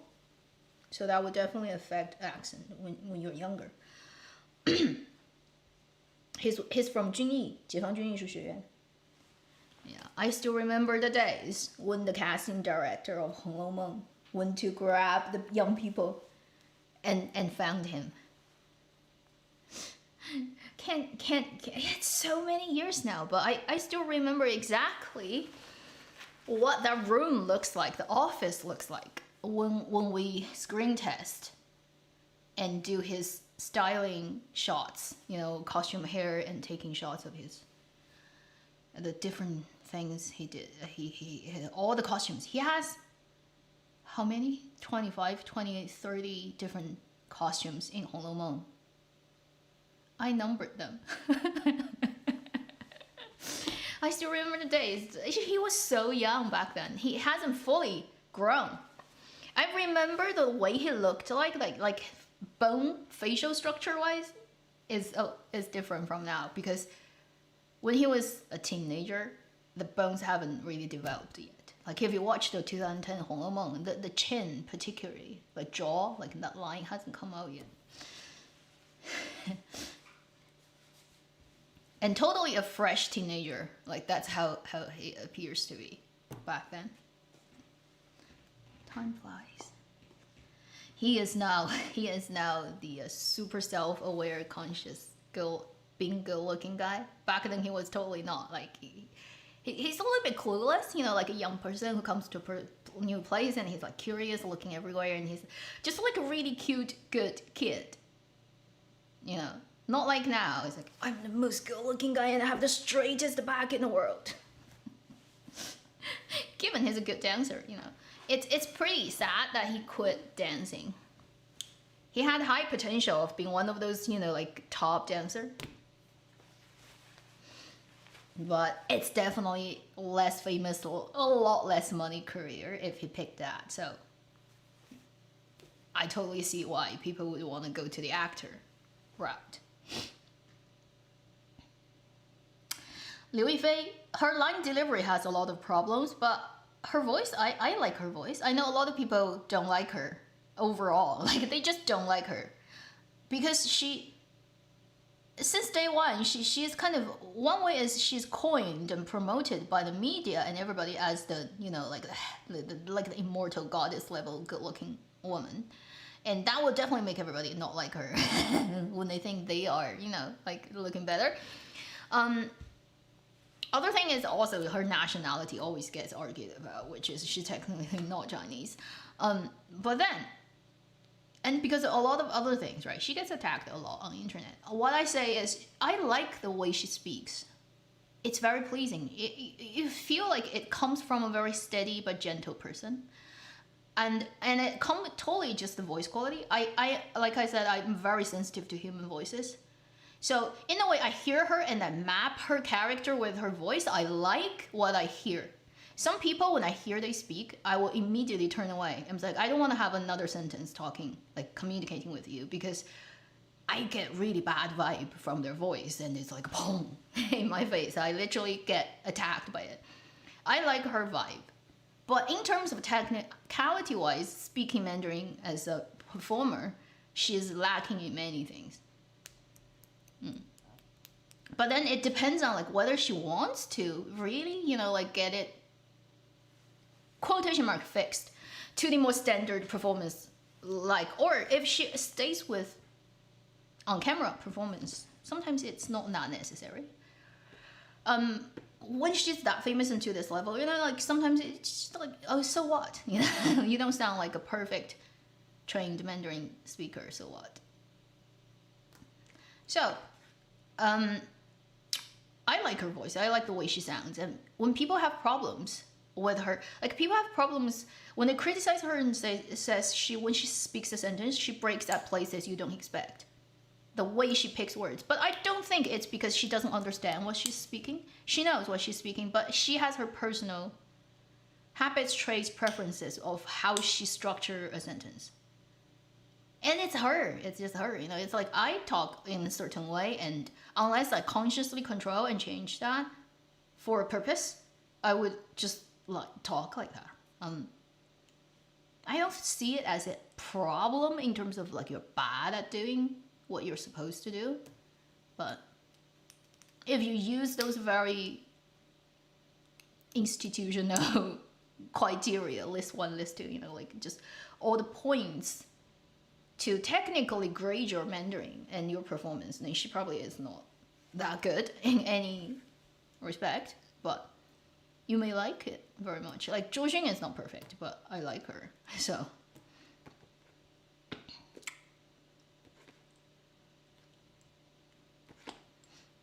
is there a way to come back? I don't know, because those type of banging is also not any kind of law, you know.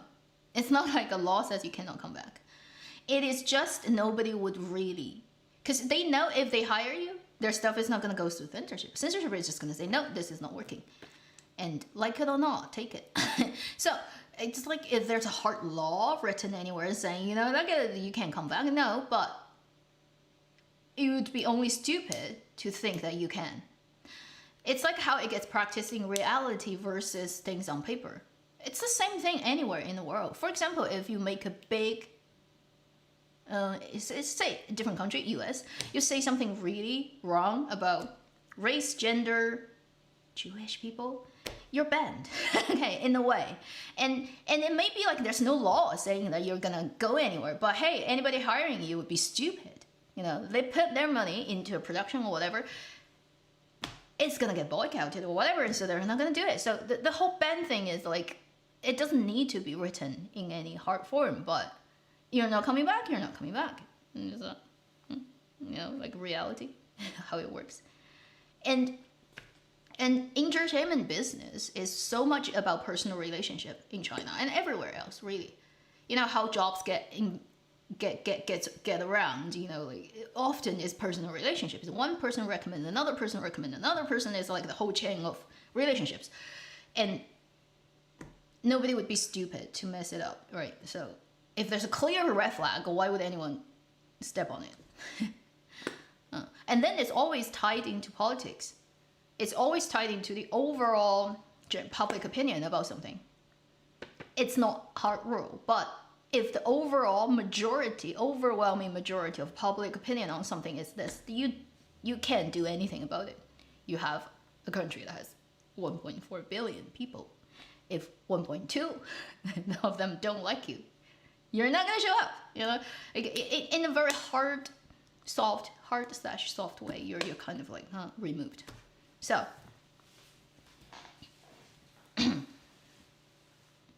they never need to be clear about, you know, definitely we are not allowing you to come back, but if you try, you're always gonna have to go through the censorship, and the censorship is always just gonna say no.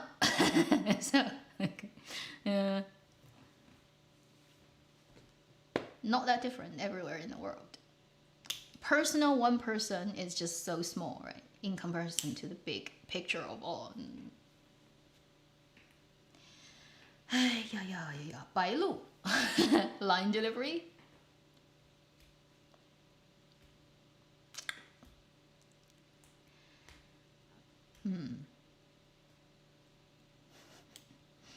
Voice quality wise, not so good. That's a natural attribute, you can't change. But also her voice is very untrained. What I would call not knowing when to, like you don't have the ability to freely use it. Big, small, strong, weak. You don't have that control. When she thinks she's being emotional and strong, she's actually being noisy. You know, performance is always like a recent video when I said about Wu Kangren's performance. I really like him is he can be so emotional, but he knows where to keep it. You cannot just go because you're still performing to a camera and there's a limit to that, and you know it's like a blown out shot, overexposed. It's ruined. You have to be consciously aware of where you stop. You know, so. Good performer knows that. the limit, and they're familiar with camera. They even know like how to position themselves in, and that's like a very high level skill. These younger actors are so not sort of trying to like yet. You know, like the legend has it, Tony Leung, when he does film back in the days of 90s, 80s Hong Kong cinema, when they still use film, not digital. You have a reel that's running in the camera, and the director will tell him, I have 100 foot left or 100 inch left, like for this, and this row will be gone. So for the next shot, I would love to, when I say action, by the second count 6 or 8, you turn around and there's one tear coming down. Like they would literally require actor to do that because film stock is so expensive. If you've ever shot on film, you know how crazy you burn through money. Every inch counts. And those good actors, first they know where to look, and then in relation to the focal length of that lens and that camera position, how big they look in the frame, they know exactly where I am, and I need to turn at what degree, and at which second count I need to have that tear coming down. They do performance to that crazy level, but still makes it look all natural. And those are professional actors. Think about that, and think about these days.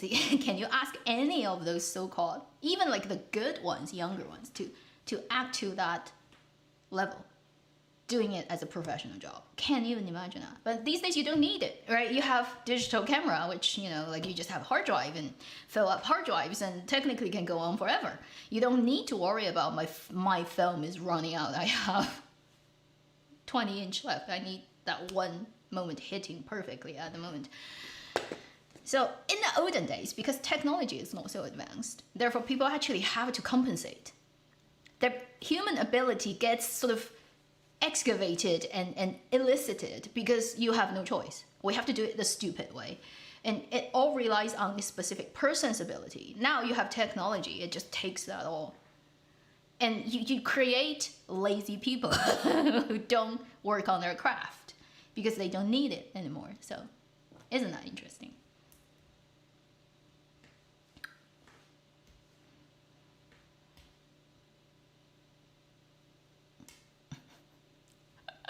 Well, Wang Yubo, first he doesn't need to speak that much, and also he gets dubbed, so it's Bianjiang's work to make him look cool.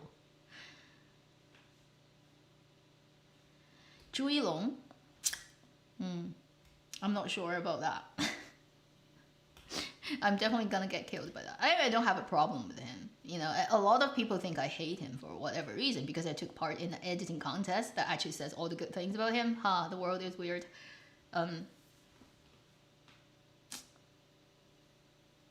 Zhu Yilong's acting. These days, because he got the Best Actor at Golden Rooster, he also had this film going to Cannes this year, and really, like, that's the only high-profile one from Chinese cinema that we've got this year. So, all things considered, his career is definitely on the rise, and it becomes harder and harder to talk frankly about him as an actor, because if you say anything bad, they're saying, oh, you're anti, you know, you're anti then. And I'm like, I don't want to get into that. He's definitely not bad in any way. You know, like he's done already much better than a lot of other actors. But personally to me, his acting always has a very clear limit and he hasn't broken through it yet. A lot of people would consider his funeral drama film that, what's the English title? They make it sound very positive, but it's basically a funeral home film. A lot of people would say that's his breakthrough performance. I'm like, not really. It's totally still him with all his habits of acting and what he's used for years, and it has worked out, so he keeps using it. And like all the tricks in his bag, there are a lot, and he keeps using them. You know, to me, he hasn't broken through yet. Like, it's sort of like quantum leap of his acting hasn't happened yet. And that's my honest opinion. I don't have a problem with him at all. And I just like, because I see a lot of people who would just like blindly praise him because he really did got those awards and he's high profile now, very high profile, okay? But In terms of just like looking at acting, he's not bad, but it's definitely not yet at the 影帝 level, in my opinion, anywhere close. And if you think about the Rebel drama 2 years ago, I think, right? With Tong Yao. In that drama, Wang Yang, Zhang Zixian, Wang Zhiwen are all better. But he is better than Tong Yao. Tong Yao, as the female lead, is so bland. Well, she has always been bland as hell. And in that drama, she's even more bland than bland. In contrast, it makes Zhu Yilong so good. And also in contrast to Zhu Zhu's performance. Because Zhu Zhu's performance, as the other female character who is very instrumental in the whole story, her performance is so much better than Tong Yao. So Tong Yao, because she's the female lead, right? So in comparison, Zhu Yilong definitely is the better one. But Wang Yang, Zhang Zixian, they are supporting roles, but they're better actors. That's my honest opinion, but you know, I'm just talking about that in live stream because nobody is listening to this. I'll get murdered. They were saying, you're an anti-fan of Zhu Yilong. You know, Wuhan and Chongqing are not enemy cities, so there's no reason for me to hate him anyway. We also have things that are very similar in food. And I actually understand a lot of Wuhan local dialect because it's not so different, like so far away from Chongqing dialect. And so sometimes when he says "mo ai lao zi," I find very, it's like, oh, that's such a familiar line. Do not touch me. So, yeah, that's my honest opinion about him. To me, I think he still needs a rebirth. If you want to say being an actor kind of suddenly have that quality is previously you never even thought that you can do and different. I haven't seen it yet. I mean, given I haven't watched that film that was in Cannes, the based on Yu Hua's novel, a 1980s, 90s police drama of a little village town. I haven't because that one is not screened where I am, so I haven't seen it. And it's a very different, like it's a very heavy and very dirty role, like a little bit like his role in the funeral business thing is intentionally making it not glorified and glamorous. I haven't watched that one, so I don't know. Also, the one that's gonna come out very soon in 5 days or so in China, the Chen Sicheng's thriller mystery drama Lost in Star.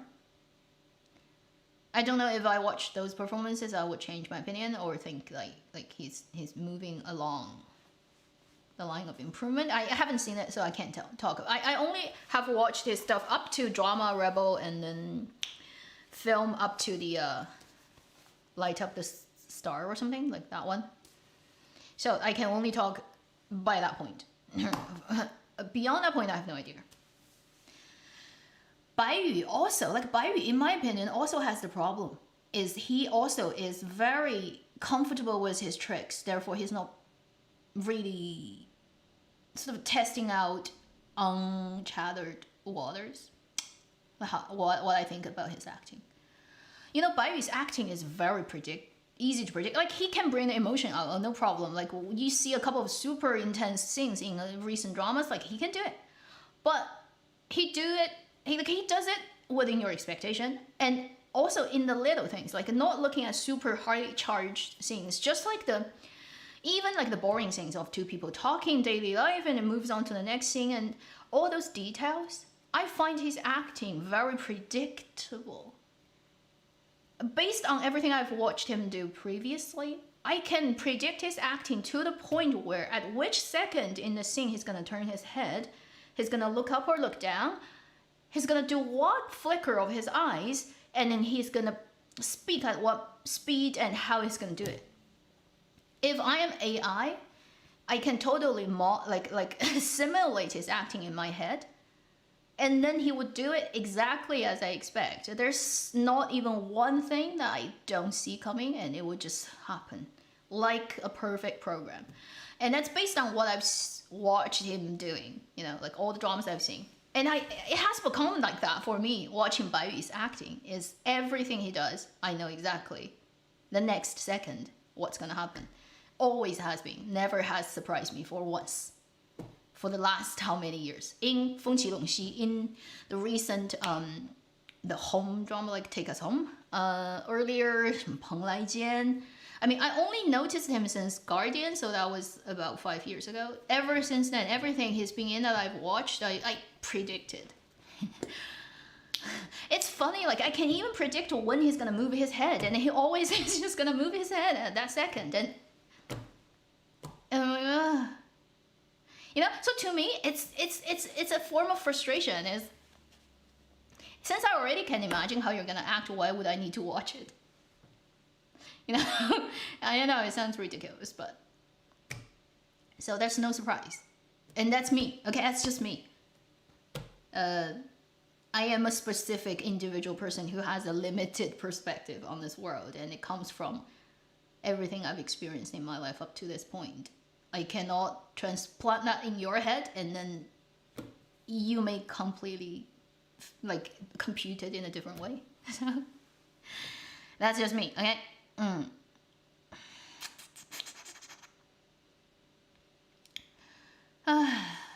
Yeah, in an ideal world, I would like all dramas not get dubbed.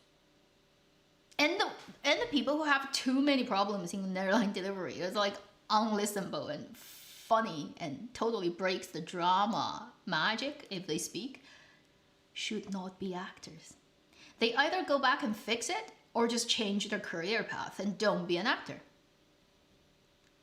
It's not an excuse of I can't do it, therefore I get a dubbing actor. I mean, yes, you may look pretty, but there are plenty pretty people out there. You know, find the pretty people who can also speak, being an actor. Can we just have like barriers and entry requirement for any profession? You know, it can't be like I like driving buses, but I'm really bad at eyesighting and estimating the distance between me and a point. Like I'm really naturally bad, but I just love driving buses, so I should still be given a license to drive buses and put other people's life in danger. You know, like same thing. Why is acting different? You know, why is acting everything? Being a doctor, be a teacher, be a driver, be anybody, you know, like you need some level of like you have to pass, otherwise you can't do it. I wrote. Yeah, you know, you're pretty, you're tall, to be a model. You know, like you're good at catwalking, but you also have to get trained to be a model. You can't just like, you know, look good. You know, you have to actually physically get a lot of work in. If you can't speak and you just unfortunately don't sound good, no matter how hard you try, then don't be an actor. It would be a kindness. It would be a kind gesture you do to the world.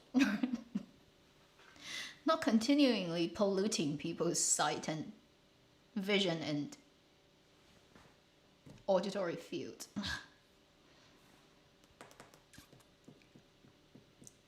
So we're already at 11:39 where I am. Well, maybe another 15 minutes. Cap it definitely by 12. I need to do other things.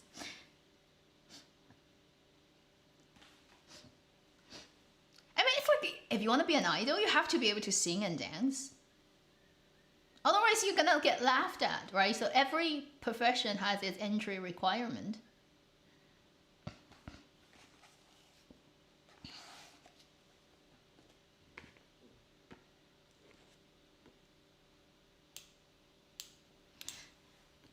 Popular and really talented, yeah, it's hard, right? Super popular ones often are not so deserving of their positions, and really talented ones never get the opportunities to be super popular. The recent actor who got noticed is the guy from Long Season, Jiang Qiming, who plays the mute guy. He's such an interesting person. Underrated for sure. I mean, he should get all the good roles and get more. He's such an interesting person. He sings really well, and he's actually super sexy when he does photo shoots. I'll show you a couple of photos he's done recently. I mean, so this is a guy who is just the moment you look at him, he's like, I want to see his film. I want to see the story. He brings story. 会讲清明, this guy. Let me just focus this on. So this is the long season mute guy, who is the brother of the female lead role. He did those photo shoots recently, and he's just such charismatic person. Okay, I have to do it that way. Oh, I can't do it. You don't even have to look at him in high definition, and immediately you can get this is such an interesting person. And he can act.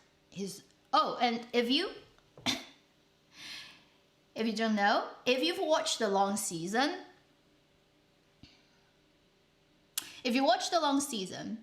he actually, because he cannot speak, so he's silent throughout the drama.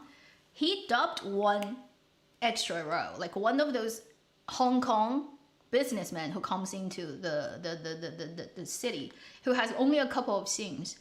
That Hong Kong businessman was dubbed by him. And it's just shocking when you find out, what? He's so good. He's so perfect, like capturing that Hong Kong but Mandarin accent with the age and the type of role that guy, the middle-aged man, is.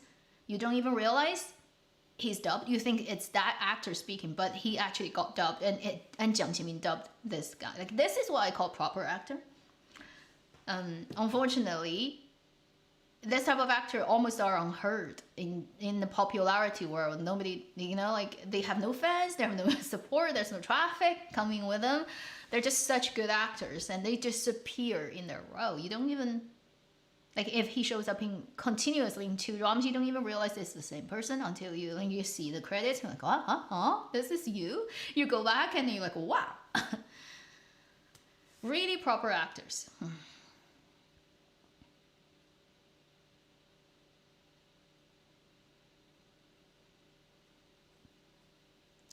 Yeah, and he's such an interesting personality also, if you see the stuff he puts online. And he can also be a good singer, like with a guitar and singing, proper actors. And this type of people should be more in the drama land, so that the whole quality of things are gonna go up a lot, but they are not naturally the sort of traffic sucking people, and they don't care about it either. Like, they're not in for that game. They're not in for the fame and money and all that. They're probably the people who are really interested in acting as acting.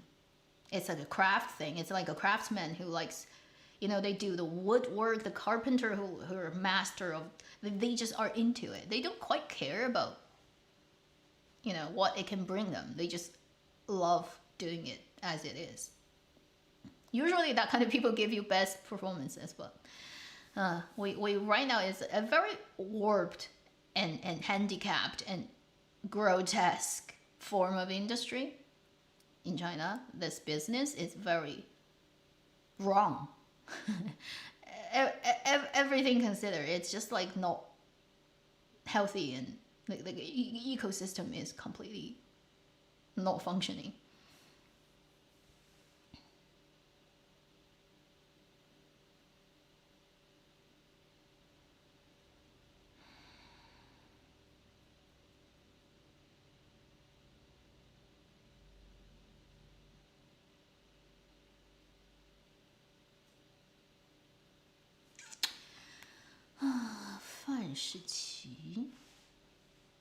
I think I know who you're talking about. Not very high profile.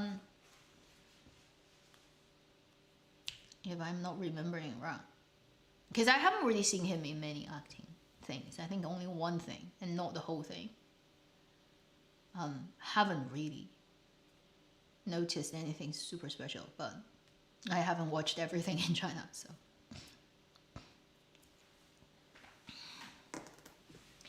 So today, although we're not talking about that much about specific dramas, we still have talked a lot about weird things, voice acting, Mandarin delivery, blah blah blah, that type of thing.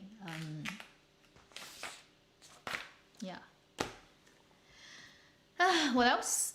Anyone has any questions you want to ask and hear my rambling opinion? or have a couple of minutes more and or call it a day.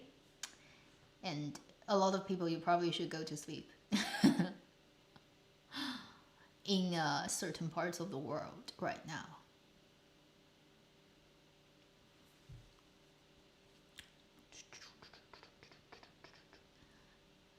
Dali D. Sadly, pretty works for me sometimes. Oh, it works for me too. Don't feel don't feel it's wrong to say that. We're all animals to a level, right? You can't separate your animal part from your more human part. The spiritual and the body comes together. We're still controlled by hormones, particularly when you get sick and certain type of hormone in your body goes haywire and you can't control it. You will know how you get affected by physical existence. You can't argue with it, no matter how strong-minded you are.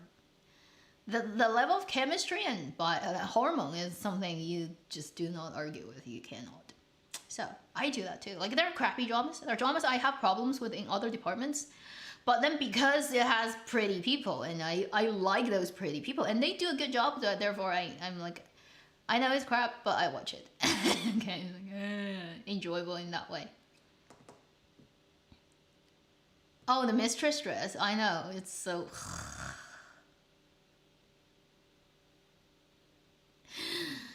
Yeah, I know what you mean. The pink dress that sold out 4,000 in one day because of a 党政. It was a national sort of company, like a nationally owned organization's high-level management person was caught on camera walking with the mistress. He was in this sexy pink ugly dress, and because of that got caught on camera. This person got immediately the same day when the news breaks out, by the afternoon 5 o'clock he got fired. And that dress of the lady who was walking with him immediately blew up on China's internet, and the shop that's actually selling it got like 4,000 orders in one day. And got sold out. They had to ask the factory to immediately do another 6,000. I heard that. It was like, what? I mean, before internet came, you never imagined it's gonna be used for this type of things, but it happens. Legend of Enlil, haven't heard about it. I don't know what's going on with Youku, this production, whether there's something they haven't ironed out. It should have come out a long time ago. It's long ready, but the Gongjun and Diliraba one, I haven't heard anything. If it doesn't show up in summer, I would really start to question something went wrong with that production. In the back end, like something is not working, or something, they have a quarrel about something, the copyright didn't get like sorted out, something happened. I just don't see why it doesn't get released.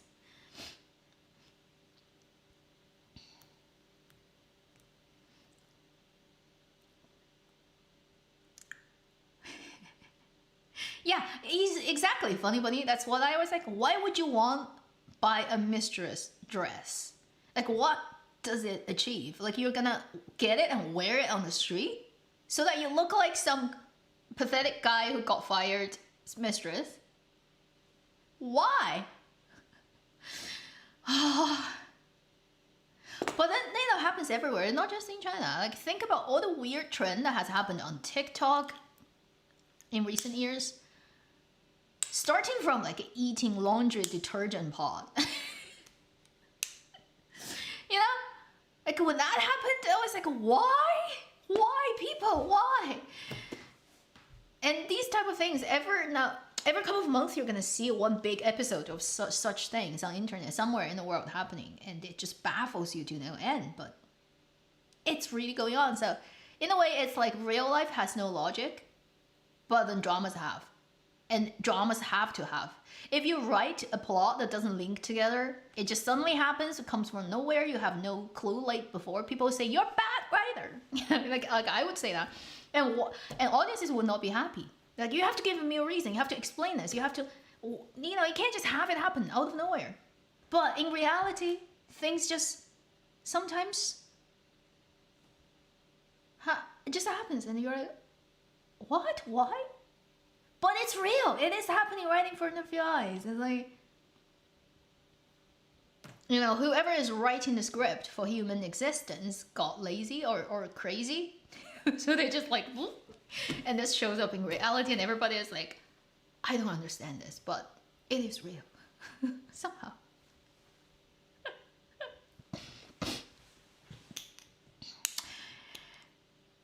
Yeah. Oh, Starry Night, you're saying something very peculiar and very accurate. Is a lot of crappy dramas have great OST. And somehow, I think that's the only place left for people to just like lash out on their creativity. Everything else is taken and messed up with.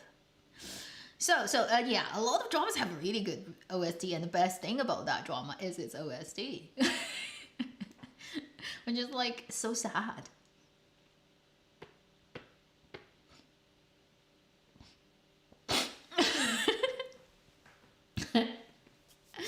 I saw somebody, a Yona. Yoku is Yoku finding it. You mean like bright light, and it's like not really like Tencent skin smoothing, but Yoku's skin smoothing, and then just like make the color pink, magenta, blue. And if anything has any texture, erase it. If it looks cinematic and grainy, make it smooth out. Called Yokufying it. 赏白刘宇宁、毛不易、周深. Occasionally, you would also have Zhang Bichen joining the game. Who else? 刘宇宁、周深、毛不易. Those are the definitely big three, right? Female wise, yeah, Zhang Bichen probably is the first one that comes to my mind. You have these people. It's like a rotation between Zhou Shen. I mean, Zhou Shen's voice can be used as a female voice, no problem, right? So you kind of already have two female voice and two male voice. So Mao Buyi, Mao Buyi often sings for stories that probably doesn't end so well. Liu Yuning sings for stories that often ends very well, somehow. And Zhou Shen is everywhere. Zhang Bichen is also in those very tragic songs.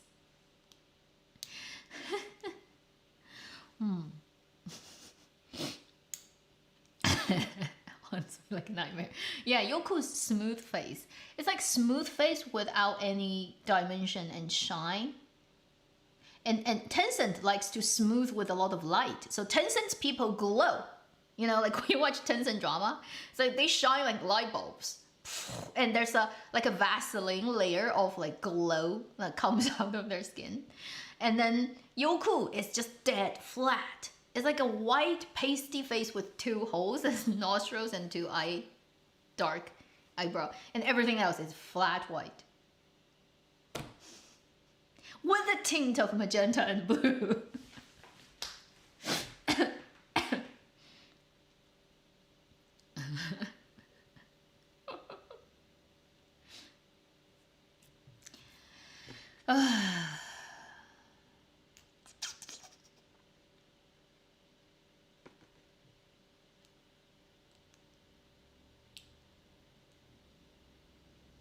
Youku. Now, Youku's name, if you look at Chinese title, You is excellent or exceptional, outstanding, it can mean all that. Cool means cool guy, literally. I mean, the original meaning of cool, that character is cruel, but then its modern contemporary use is basically the Chinese version of the English COOL. So it's excellent and cool. That's at least what Youku thinks of itself. But in China, its nickname is pants because cool and cool sounds the same. So trousers or pants, depending on which word you use, in Chinese is also cool. And then the cruelty or cool character is also cool. So Youku gets shortened to cool, gets shortened to pants. Like people just use the emoji of the jeans, you know, to represent Youku. And then Tencent, because its logo is a penguin, it starts with QQ, many years ago. So therefore, penguin in Chinese is 企鹅. And the second character, 鹅, literally means goose. So it's a type of goose, like in Chinese. So 企鹅 represents Tencent. Therefore, Tencent often just gets called 鹅 or goose.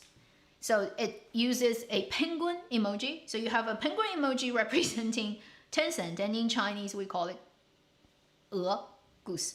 And then 优酷, you have the pants emoji representing it, literally pants. And then 爱奇艺, because it's green logo. And since early days, people just like to call it 猕猴桃, which is kiwi fruit. It's green.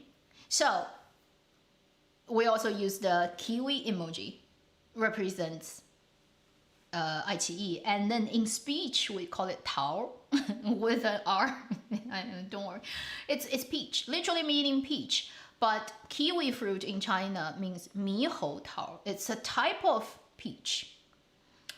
That's how the word comes together. Although, technically, actually, kiwi's original family is China.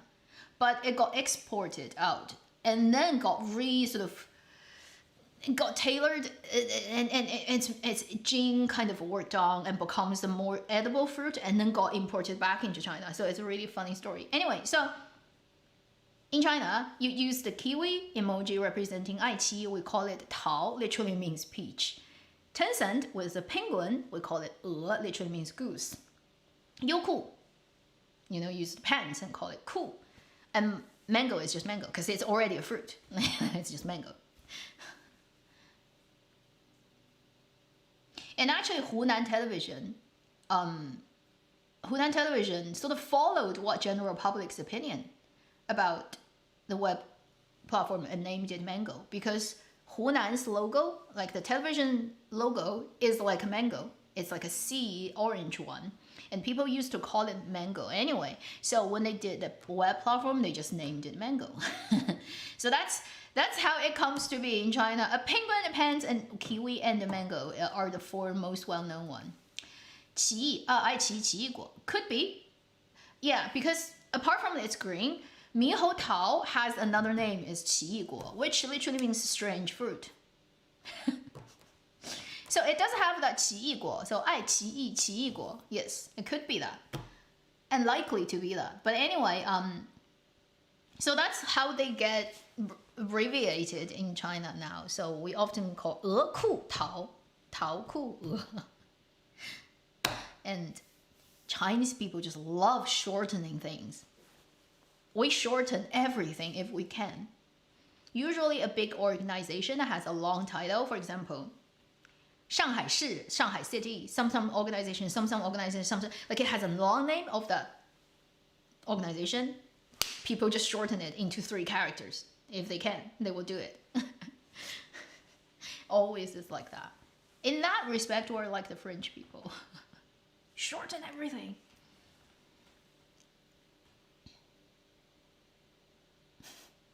Yu Shuxing? Oh yeah, recently, yeah. I've seen that. Because I think she's wearing the same brand and same outfit in the photo as Wu Jianhao, and then people are saying they're together. I'm like, what? Just because you're wearing the same thing, haven't you heard about what consumerism is? Everything is made in the factory, and mostly like in India and China anyway. So obviously people are gonna overlap their outfit. You're not like rich to the point that you're basically getting everything tailored. Even when you're a big star. So I should stop today's live stream, 12 o'clock. You should go back to your life. Thank you for coming. And one last thing, Bilibili's sci-fi anthology series. Really? There's one? I should look up about that. I have no idea Bilibili is doing that. Bilibili is in the hot and sticky place right now. They have definitely effed up their sort of business plan of what kind of platform they're trying to build up. And in recent 2 years, it's a mess. As a long-time Bilibili user, I'm not very happy with what it is like now, but we shall see, you know. If it crashes, it crashes. Who cares? So, that's pretty much about today. Thank you for coming in. And, later this will be still online and you can check back on the things I've talked about. We've talked about a lot of things. To the point I can probably time code it because I can't remember what I've said and there are too many things. It's just going to be hidden there on internet. Waiting to be dug out one day in the future and then people can start to boycott me. Lovely internet age, and we live in such ridiculous ways now. Thank you for coming into this live stream with me. Hope you have a good rest of your evening, afternoon, night, whatever. Take care. We're very soon to see the longest day of this year, this half of the planet. And I'll see you in my next video. Bye.